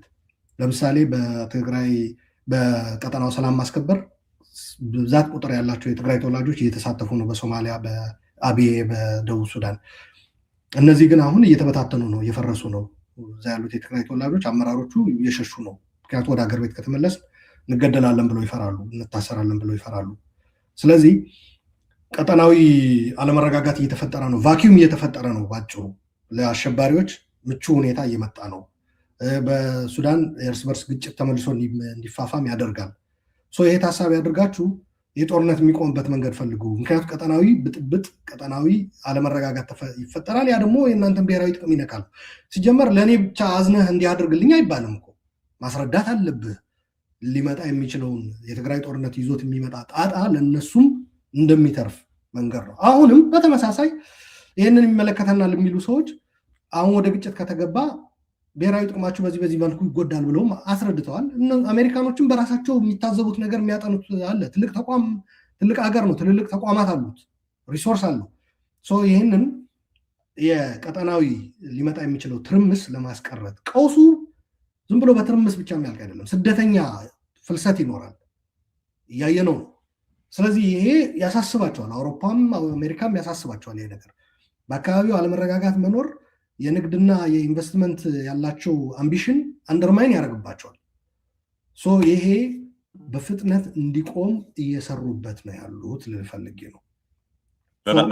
አቀቡ ከዚህ አንጻር ነው የመጣው። ከዛ ግን ቀጥሎ ኦፍኮርስ ማድረግ የሚችለው ነገር የትግራይ ሰው ያደርጋል። ጦርነቱ ጸረ ጦርነት ንቅናቄ ውስጥ ያለ ሰው በዚህ የሚጫወተው ሚና ይኖራል።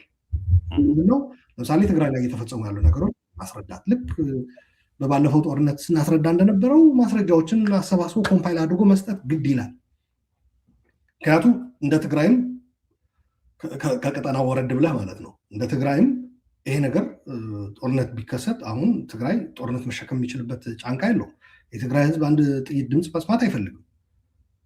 ስለዚህ በዚህ ረገድ የጸረ ጦርነት ንቅናቄው ውጤታማ እንዲሆን በዚህ በጦርነት ቀስቃሽነት የሚንቀሳቀሱ አካላት በሀገር ውስጥም ይሁን ከውጭም ያሉትም ተጠያቂ የሚሆኑበት አሰራር እንዲኖር የሚደረግ እንቅስቃሴ ያለ ለፈልጌ ነው። ይህን አጋጣሚ በጣም ጥሩ ይህን አጋጣሚ ተጠቅሞ እንግዲህ ብረት በጣም ሲግል ነው የሚመታው እና ይህን አጋጣሚ ተጠቅሞ ያንን ጫና ማሳደር የሚል ነው። ሁለት ነገር፣ አንደኛ ጦርነት አሁን ለጦርነት እየተዘጋጁ የመጨረሻ ፊሽካ ነው ይሄ የአፈሳው።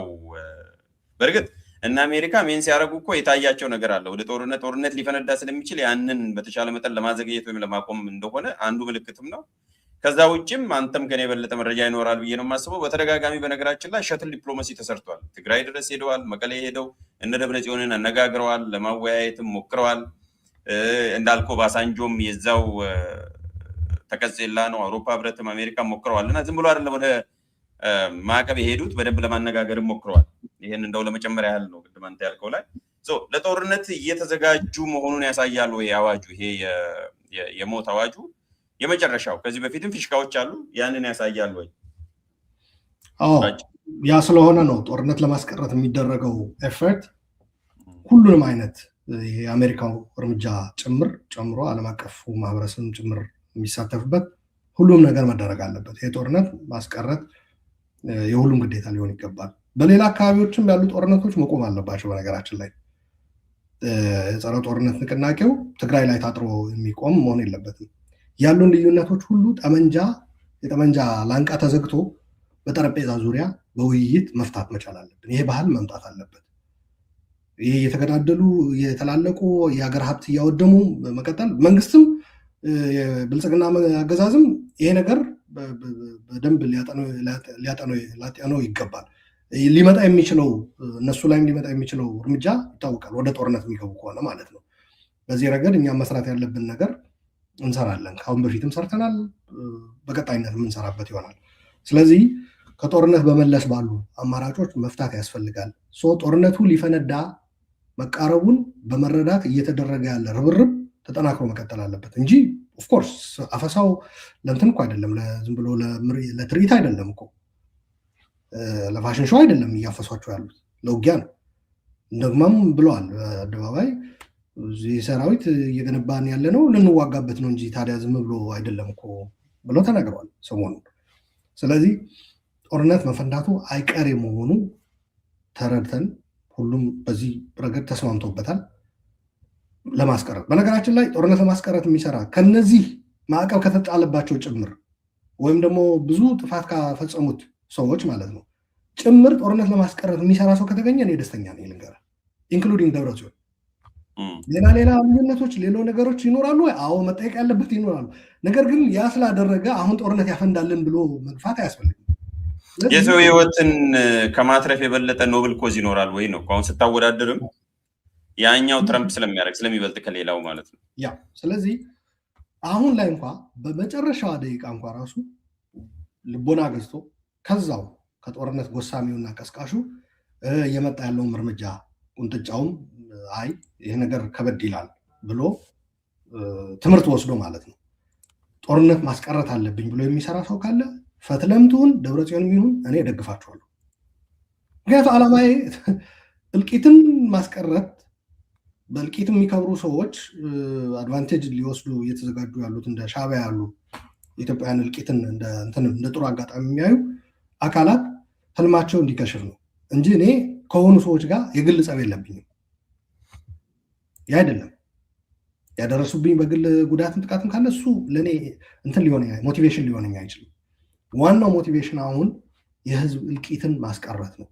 የተፈናቀላለ ወይ? አዎ። በመወረራ ስር ያለ መሬት አለ ወይ? መመለስ አለበት። የስ ሌላም ጥያቄ ካላቸው ይሄ ግን በጠረጴዛ ይሁን ነው። ሌላ ተፈናቃይ የምንፈጥርበት ጦርነት አናምጣሉ። ተፈናቃይ እንመልሳለን በሚል ያልተፈናቀለን ህዝብ ማፈናቀል ተገቢ አይደለም ነው። ምክንያቱም ጦርነት ተፈናቃይ ነው የሚፈጥረው። ተፈናቃይ ሲመልስ እኔ ጦርነት አላውቅም። እኔም ማውቀው ተፈናቃይም መሬት የሚመለሰው ሰላም ተፈራርመህ ተስማምተህ ተጨባብጠህ በአስቀመጥከው በተስማማኸው ስምምነት መሰረት ሲተገበር ነው እንጂ በጦርነት ብታስመልስ እንኳን ሜንቴን አድርገህ ታቆየዋለህ ወይ ነው፣ በኃይል በጉልበት አይደለም። ስለዚህ ሌላ መፍትሄ መፈለግ አለበት። ሌላ መፍትሄ ለማምጣት ብዙ ጊዜ የምንፈጅ ከሆነ ችግር የለብኝም እኔ ብዙ ሰው ከምንፈጅ ማለት ነው።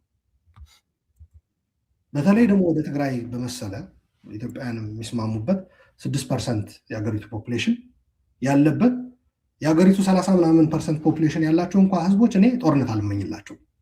ኦሮሞ ነው አይደል ትልቁ ብሔር በኢትዮጵያ። የኦሮሞ ህዝብም ጦርነት ብዛት ስላለኝ የሚረጭ ከኪስ እያወጣው የምበትነው ተብሎ በሰው ህይወት አይቀለድም። ስለዚህ ነው በሰላም በውይይት ኦላም ይሁን ምንም ይሁን ፋኖም በአማራ ክልል በሰላም በውይይት መፍታት አለብን። እንዴ ሌሎች እየቀጡን አትዋጉ በሚሉበት እንዴት እንደርሳለን? እኛው ራሳችን ለምናልቅበት ሌሎች እስኪቀጡንም እኮ መጠበቅ አልነበረብንም። እኛው ራሳችን እናስቆሙ። ይሄ ብልጽግና አገዛዝም አደብ ይግዛ። ቁንጥጫው እነሱም ላይ ይመጣል። ኮምፕሬሄንሲቭ ነው አፕሮቹ ብያለሁ። አንዳንድ ሰዎች ጨልፈው ነው የተረዱት፣ ቆርጠው ነው ያቀረቡት ያሉት። ህወሓትም እንደዛ አቅርቧል ብላኛል። መግለጫው ስላላየሁት ነው። እና መግለጫውን አሁን ቅድም ነው ያወጣው እኛ ከገባም በኋላ ኮምፕሬሄንሲቭ አፕሮች ብልጽግና ላይ ምናልባት ካሮት ኤንድ ስቲክ አድርገውት ሊሆን ይችላል። ሻዕቢያም ላይ አሜሪካኖች ማዕቀብ እናነሳላችኋለን እነዚህ ነገሮች አታድርጉ ብሏቸው ሊሆን ይችላል። ፕሮባብሊ ቲፒኤልኤፍ ስቲኩን ብቻ ነበር የተቀበለው ማለት ነው፣ ካሮት የለውም። እና በዚህ ውጥንቅጥ ውስጥ በመግባት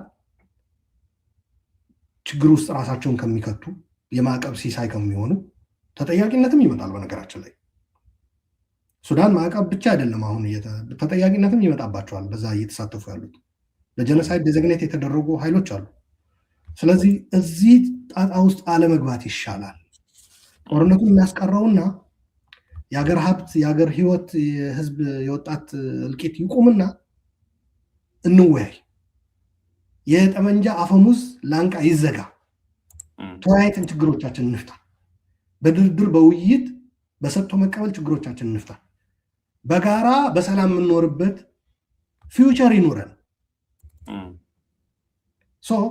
በጋራ በምንኖርበት ተስማምተን በምንኖርበት ሀብትን በለው መሬትን በለው ምንም በለው ለሁላችንም ይበቃል። እጅግ ጸጋ ያለው ሀገር ነው ያለን። ስለዚህ እባካችሁን እስክንቆነጠጥ የሰው ሀገር መሳለቂያ መሳቂያ እስከምንሆን በቅጣት በማዕቀብ ምናምን መሆን አልነበረበትም ሲጀምር። እኔ ደብረጽዮንም ሌሎችም ጦርነት አስቀርተው በውይይት ለመፍታት ይቀራረው። በአዲስ አበባና በመቀለ መካከል ገመድ አይቆረጥ በሻዕቢያ ገፊነት ይቀጣል። እንደውም ስለ ሻዕቢያ ስታነሳ የጽምዶ መንገድን ስትረስ እንድታደርግ ነው በዚች ባለለትና 5 ደቂቃ እንድታነሳልኝ ስለፈለጉ። የጽምዶ መንገድስ ወዴት ነው? ልክ እንደ ዝንጀሮ ገደል የዝንጀሮ መንገድ ገደል ነው እንደሚባለው ይሄንን ነው የሚመስለው እና ምናልባት እንደ መውጫም እንዲሆን ይሄንም እንዲያዩት